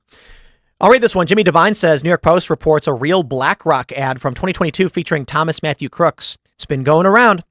Heard a bit about it. Don't know too much. Cain Abel says, judge and you shall be judged. Read the entire chapter. It's about being a hypocritical judge. Don't be a hypocrite when making judgments about others. It says in the Bible to rebuke. You know, I wish a lot of these secular lefty types or whatever read the Bible. Or at least met with someone who was learned on it and had a conversation about it. Shout out to Ian Crossland. Bro, read the Bible. For me, it's been a really long time. As a kid, because we had religion class, we had Bible study, we had all that. We did mass on Thursdays, and I think it was Thursday morning mass when we went. It's been a really, really long time. But so much of our morals and our culture are based on teachings from the Bible. It's silly to me that there are people who are like, I don't believe in God, therefore all of these teachings are stupid and pointless. And it's just like, dude, you live by them. Like Bill Maher's a great example. He's like, I don't believe in God. And I'm like, yeah, and your moral structures around free speech and the right, innocent until proven guilty, these are biblical teachings. So you don't have to believe in God. I would certainly say many people who do want you to, and that's fine. I personally believe in God. I'm just saying, like, maybe you can understand the history of your people, your culture, and your values by reading things. I think people should. Baron of Gray Matter says, Jonathan Willis, the sniper that shot Crooks, said he had the sniper in his sights for 3 minutes and was not allowed to act to protect this man. I don't know that's true. I know that a rumor went around with a 4chan post, which, I have no idea. Wizza says, hey, Tim, have you heard of the band Sabaton? If not, look up the song The Last Stand. I have certainly heard of Sabaton. I will check that out. Jay Coulter says, nurses take the same oath as doctors. Well, there you go. There's the important point. All right, so I lined up 1,000,001 segments, and I'm trying to figure out what was the next one that we had lined up. We got all the polling stuff. There's Poly Market. Vivek Ramaswamy. Well, maybe we need to pull up the Don Jr. one. Dude, Don Jr., shout out. You're a great dude. I got to talk about the Trump family in this one. And I got to play this video for you guys. We'll get to that one next in about 3 minutes. Or, in a second. Let me just read a couple more super chats. We got DJW says, Chief TDS Stephen King finally getting called out. Absolutely. JRG Project says, wrong, Tim. On Saturday, Trump became more than just a man. Trump became a legend. The left has thrown everything at him. Nobody else in the public sphere has projected this amount of strength. I want to talk about that. Maybe I should do a segment on that. I don't know where to begin with that segment. Let's do this. I have this story here from SCNR. Donald Trump Jr. tells off hostile MSNBC reporter at RNC. Just get out of here. I expect nothing less from you clowns, even today. I love the Trump family, man. These guys are great. I've hung out with Don Jr. on a couple occasions. He's joined us on the show. And the first thing I want to say in this segment is understand Eric and Don Jr. and Kimberly and Laura and Melania, they had just witnessed their friend, family member, father, uncle, brother, you get my point. Like someone very important in their lives and to this country nearly die. Stand up in defiance, raise his fist with blood. I can only imagine what it must be like for these guys to live through a decade of onslaught, insulting, attacking, and lying about your family and dragging you in the courts and trying to put you in jail. And then someone tries to kill your dad or your father-in-law or your husband or your grandfather. It's horrifying. But I tell you what, it's not just Donald Trump who a day later, or I should say the next day, playing a round of golf with a smile on his face. Now that's badass. But then shows up for work on Monday. It's like, dude, take a couple of days. We're okay. Like you nearly died. We're okay if you take a day off. Nah, Trump wouldn't be anywhere else. And neither would his kids. So Don and Eric, Kimberly, everybody, they're there working at the RNC exactly as they need to be, despite what's going on. These people are standing up and doing what needs to be done. And so when, I think, was this Jacob Soboroff? Is that what that was? Asked Don Jr. a question and lies. Don just says, enough, and roasts this guy. But I want to add to this segment. Because I see with the hard work of this family, I love that smug look. I love these guys. I'm so sick of the media lies. The Trumps are good people. It's insane how they've mistreated this family. And, they were beloved. They were celebrities at all the parties. But the moment Donald says, I want to be president, I want to end these wars, keep my promise to the American people, they just lie, cheat, and steal across the board. And this is what they did. And Don just said, no, enough. But I'll tell you where I'm going with this segment. When I see this hard work from this family, I feel inspired. And tremendous respect for these guys. I'm such a big fan of Don Jr., man. I can't even begin. And I tell you, when I think about what happened on that day, on Saturday, I feel I say divine intervention. I'm not a Christian. I believe in God. I don't need to spend 2 hours explaining my faith and my worldview, my on these things. The real answer is, I certainly think the biblical teachings, 10 Commandments, and all that are important and have led us to a great and prosperous society. I recognize, and I've had great conversations on philosophy and faith with some of my best friends who are deep, deep Christians. As Michael Knowles referred to Seamus Coughlin, a Shiite Wahhabi Catholic. Seamus laughed and said, thank you. Me personally, I'm not a Christian, but I respect and admire the teachings that are in the Bible. Not all of them, but a lot of them are very important that have led us to this society today. And I do believe in God. And when I watched what happened on that day on Saturday, it feels like divine intervention. I'll explain and elaborate a little bit more in a second, but it felt like there is an order to this world, whether you believe in God or not. I know many of you don't. But if you don't believe in God, then I put it this way to you. Do not imagine that there is a man sitting in the clouds, and when that bullet came, he waved his fingers and bent the direction of the bullet. Don't believe any of that. Or he blew in the wind, moving the bullet a few degrees. Imagine that there is an order and a structure to this universe in however it exists and whyever it exists. Physics, it's a real thing, and math is our mapping of this. There is some structure, and as it played out that day, it was as such Donald Trump must live. And he did. Whatever that means to you. To me, I feel like Trump has a purpose. And when I see the Trump family there, that a day later doing the jobs that they're supposed to do, not taking that day off, not missing a beat, I say these men, these women are meant to be here. And I hope for the best. I hope they live up to that. I hope the next Trump term will be everything we hope that it is. I hope. Here we go, ladies and gentlemen. What is that change going to look like, Don? What practically, your father as president, I think you would even say, was a divisive figure. What's it going to look like in the second term? I don't think he was a divisive figure at all. I think the media created divisiveness around him. They lied about Russia collusion. They said he was a traitor. They went after him in every which way possible.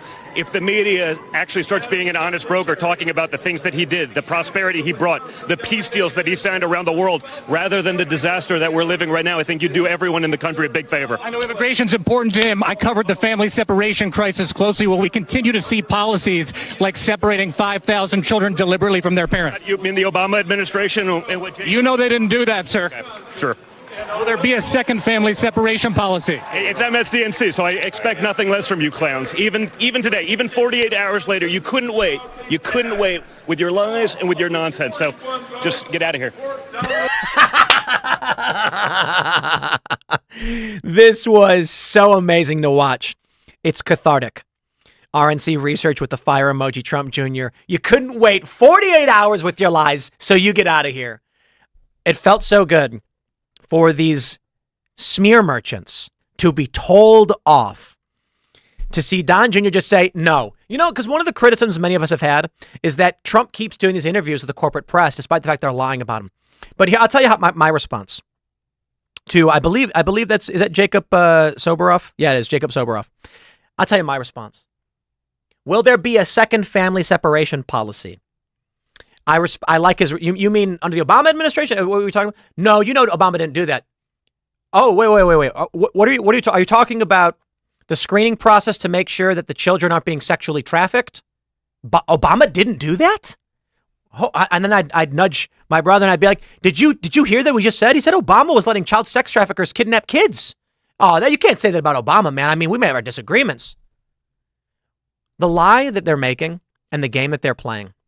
Was there a family separation policy? No. There was if a man shows up with a child and we don't know if that child is his, there's got to be some way to vet this. Because right now, I tell you what's happening under the Biden administration. Here's another response to you, Jacob.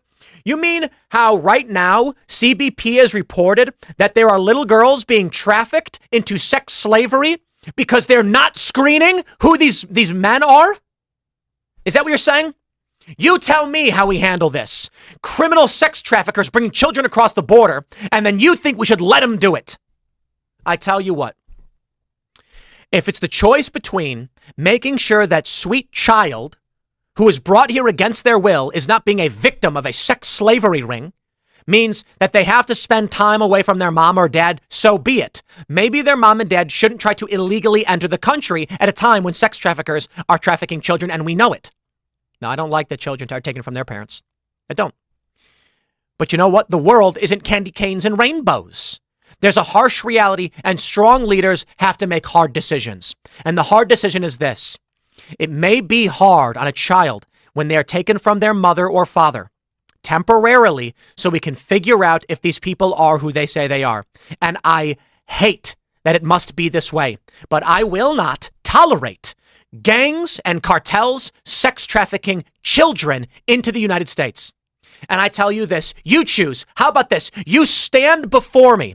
You come into my office, and when I slide those two envelopes towards you, you decide. Would you condemn this child to sex slavery? Or would you say, perhaps we should take 72 hours to try and figure out if these are actually the parents of this child they have illegally brought into this country? These people are scumbags and they are liars.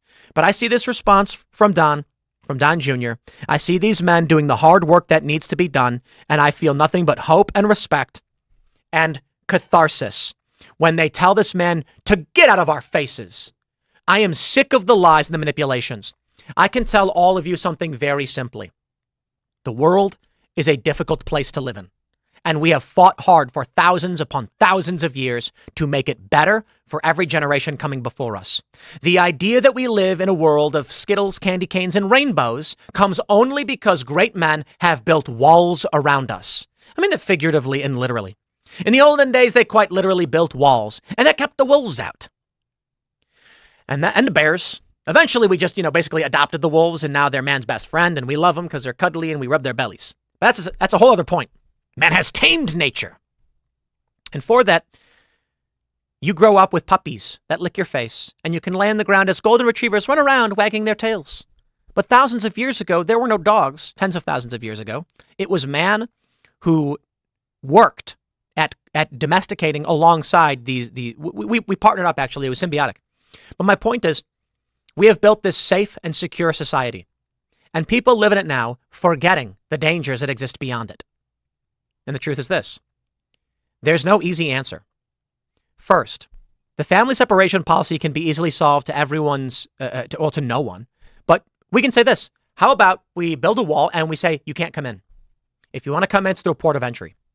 The problem is, as these people pour in the country illegally and we apprehend them for the crime they committed, they're with children. And the challenge brought before Donald Trump is, we know the cartels are trafficking children. Dr. Phil reported this. They have numbers on their arms. You call them and they know. CBP knows they're sex slavery rings. So Trump says, I don't care. The parents are criminals. They're breaking the law. They're risking their child's life. It's negligence. It's abusive. That these poor children are crossing rivers. They're dying on the journey. They're dying in the desert because the parents are abusive. They could certainly live in their countries. Most of these people are not asylum seekers. They're lying. And Trump says this: okay, the compromise is we take the child from the adult so we can verify that that parent is who they say they are. That has always been the plan. The media lies to smear Donald Trump to make him look bad. They say he's separating children from their parents, but they don't give you the full context. And the full context is they're sex slavers. Now I leave it to you to decide. I'm not going to tell you what moral path to take. You decide. Because I know which path you will take. I know which path Jacob Soboroff would take if he was being honest. There's no way that man would ever allow a stranger to take a child to a sex slavery ring. But you know what? Hey, maybe I'm wrong. I don't know. Some people are like that. So I absolutely love the response from Don Jr. on this one. And to be fair, Eric is looking up at something else and smiling. He's not smugly, but I still love the face. And I want to stress this point again. Everything that happened on that day, on Saturday, it really feels like there are evil men trying to stop Donald Trump. I don't know what else to say. They falsely accused him of being a traitor. It was a lie. They claimed he was trying to dig up dirt on his political opponent, Joe Biden. That was a lie. Joe Biden engaged in a quid pro quo with the president of Ukraine. Trump said, what was that all about? Can you tell me what was happening? They said, oh no, impeach him. They lied. When the whistleblower, air quotes, came out accusing Trump falsely of a crime for which he was acquitted, anyone who mentioned his name would be pulled from YouTube and Facebook. That's a conspiracy. No question. We've never got a resolution to how that happened. YouTube took my videos down. Facebook took my posts down for simply saying a name, even in a totally separate context. Conspiracy. So you mean to tell me that with everything we've seen, everything, it is just a coincidence that the building where the police were actually staging allowed a guy with a ladder to climb on top, grab a gun for 26 minutes without anyone stopping him? I think there are bad people who want a bad thing to happen. Viva Fry said it was a lee hop. Let it happen on purpose. Maybe. It certainly seems like that's the bare minimum. But then when the bullet was fired, it went right past Trump's head. He looked to the right. He tilted his head a little bit at the right moment. Unfortunately, other people were injured and hurt. But when I see Trump's survival on that day with everything they thrown at him and failing every way, with the documents case being dismissed, I'm just like, this is Teflon Don. They cannot get him. And I have to imagine that at this point, with everything they've thrown his way, prison didn't work. It's been delayed. The documents case is gone. He's going to win across the board. The bullet went right past his head. Something. This guy's got some kind of force field or aura or plot armor, you name it. But I think perhaps the answer is simple. He is meant to be where he is meant to be. And so we'll see. For those that are watching live, I'll grab a couple more super chats before I sign off, but smash that like button. 1 like equals 1 fight, fight, fight. Subscribe to this channel. Become a member at Timcast.com to support our work directly. The next show is going to be up at youtube.com/TimcastIRL with the crew and awesome guests. I'm hoping we have I believe we have Lauren Boebert scheduled to join us tonight. Hoping that is the case. With the RNC, I probably shouldn't announce guests or anything, but everyone's running around in hectic, and so we've got a big lineup. We have 6 chairs. We're gonna have awesome shows for you, and of course, you can get a couple tickets are left.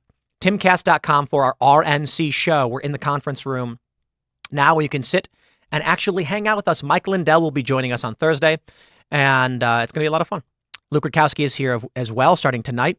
It's gonna be a blast. Smash that like button, and we'll see you all tonight. And of course, for everybody else, we'll grab a couple more super chats on our way out. Adam, I'm pronouncing your name wrong. Gio Cologne. Tim, I think you are starting to believe Jesus is king. What do you say? I just say I don't know. And there's a lot of people. That's the honest answer, and I don't think that answer will ever change. I believe in God. And I would love to do like a 2-hour lecture or discussion with a theologist, a couple different ones, religious scholars, and discuss faith, reality, God. I believe in God because of what we think we know about science and math and physics. I grew up, I went to Catholic school until the end of 5th grade. I went to Mass. We did Bible study. We did all that stuff. My friends did CCD. I didn't do that. I went to Catholic school. And a lot of it left me with questions that were unanswered. And a lot of it gave me a deep understanding and, of course, helped build the moral foundations that I hold today, which I believe are the correct ones. It's fascinating to me that when we look at what is right, what is just, it correlates greatly with what is effective and meritocratic, which is the right way to do things. Humans should succeed, right? When you look at the 10 Commandments, they actually lend a great deal to the success of humans, regardless. Honor your mother and your father. Well, why is that so important? Well, it keeps you bonded to the path of human development. To stand on the shoulders of giants is what generates the progress of humanity. And to sever yourself from your ancestral roots, cut flower politics. You forget your morals, your ethics, and the system crumbles. We actually spent an episode where we went through the 10 Commandments, and I said, even if you're not religious, many of these things, not all of them, I think that, have no gods before God. I don't know if that applies to a secular person. Don't steal, don't kill, honor your parents. These things are good lessons across the board. And so I would feel, it would feel wrong of me to lie to claim that I found Jesus or faith in Christianity or Catholicism or whatever. I would never do that. Certainly there are some people who are like, I became, I'm conservative and all of a sudden I believe in Jesus. Well, I won't lie to you on that one. I just won't. But I've always believed in God. I had a period where I thought I was an atheist and then was told, no, you're agnostic because you don't know. And I'm like, that's fair. And then actually read books on physics. And I was like, I believe it is conclusive. God exists. I think any reasonable argument on entropy, the golden ratio, math, the nature of existence as we think we know it, if you believe that humans are correct, then the conclusion is God exists. There are some people who don't believe that, but I think the mistake people make, and I have this debate with them all the time, is they think God is a guy with a beard in the clouds. And I'm like, dude, Matthew Knowles broke it down very, very well when he said, God is the logos of the universe. And I'm like, that's a great way to put it. Yeah, right. When you talk to the actual scholars and theologians and things like this, they can break it down for you in a way that aligns perfectly with what we've already discovered in math and physics. God is the natural endpoint of the mathematical equation. It doesn't mean a man with a beard in the clouds. It means a higher entity beyond our comprehension. I'll put it to you this way. When these people say that God is a man in the clouds, this is the mistake they're making. They are, like we are, all of limited capacity and comprehension, but we try our best. A dog doesn't know what a superhighway is. It knows it's dangerous. It knows sometimes it rides in the car on that, but it has no idea how it was built. It has no idea the mechanisms, but it trusts you. It knows food tastes good, and it knows some words like sit and come and drop it and things like that. Dogs are a bit smart, but they will never understand a highway. You think a fly will? You think a fly? Now, we live on this planet with flies, but an insect doesn't even know it exists. It can't perceive the highway. And that is an animal on our planet for which we do have some deep evolutionary relation. And this is the message for the secularists. Now, you would begin to surmise that you have any level of understanding of God. Oh, don't be silly. When we look at math, the conclusion lends itself to, at the bare minimum, the presupposition that there is a higher power of some sort.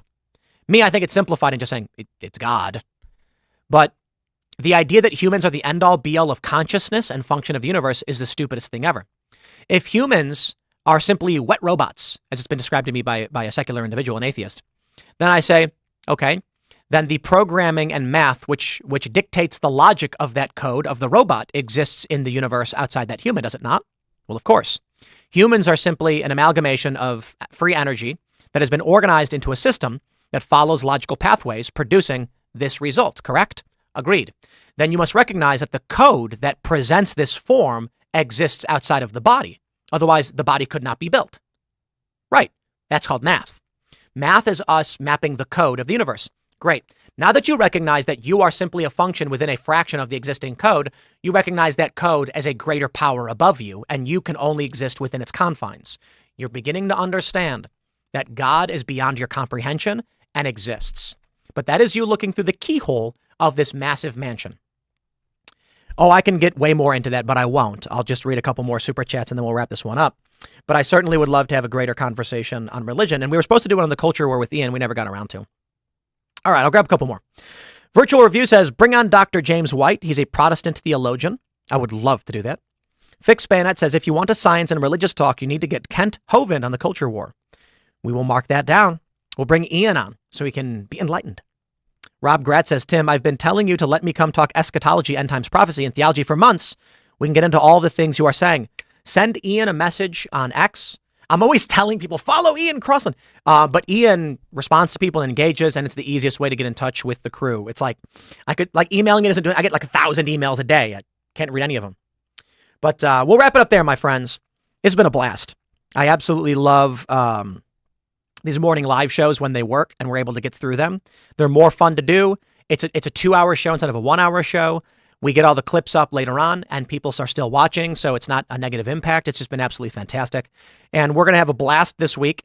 We're going to go eat and we're going to hit up Luke Rutkowski. And I'm just, my mood has elevated such an insane degree after seeing Donald Trump rise up and raise that fist. But I really got to tell you that when I see Don Jr. At that event saying, when I see them all working, I'm 10 out of 10 in optimism right now. These guys rock. The reverence I have for the Trump family at this point, it could not be higher. It's crazy because I've met these people. I interviewed Trump. Don Jr.'s come on the show and I'm like, yeah, that's cool. Don's a cool guy. But now I'm just like, holy crap, these guys, you got Don Jr., Eric, shout out to you and the family. You guys just are, it's beyond words how inspired I am by the work you guys are doing after all of this and all of you've been through. Man, if these guys can do this, it's a smile on my face and I am more energized than ever. I will see you guys all later. We'll be back tonight. Thanks for hanging out and we'll see you all at 8 p.m. on Timcast IRL.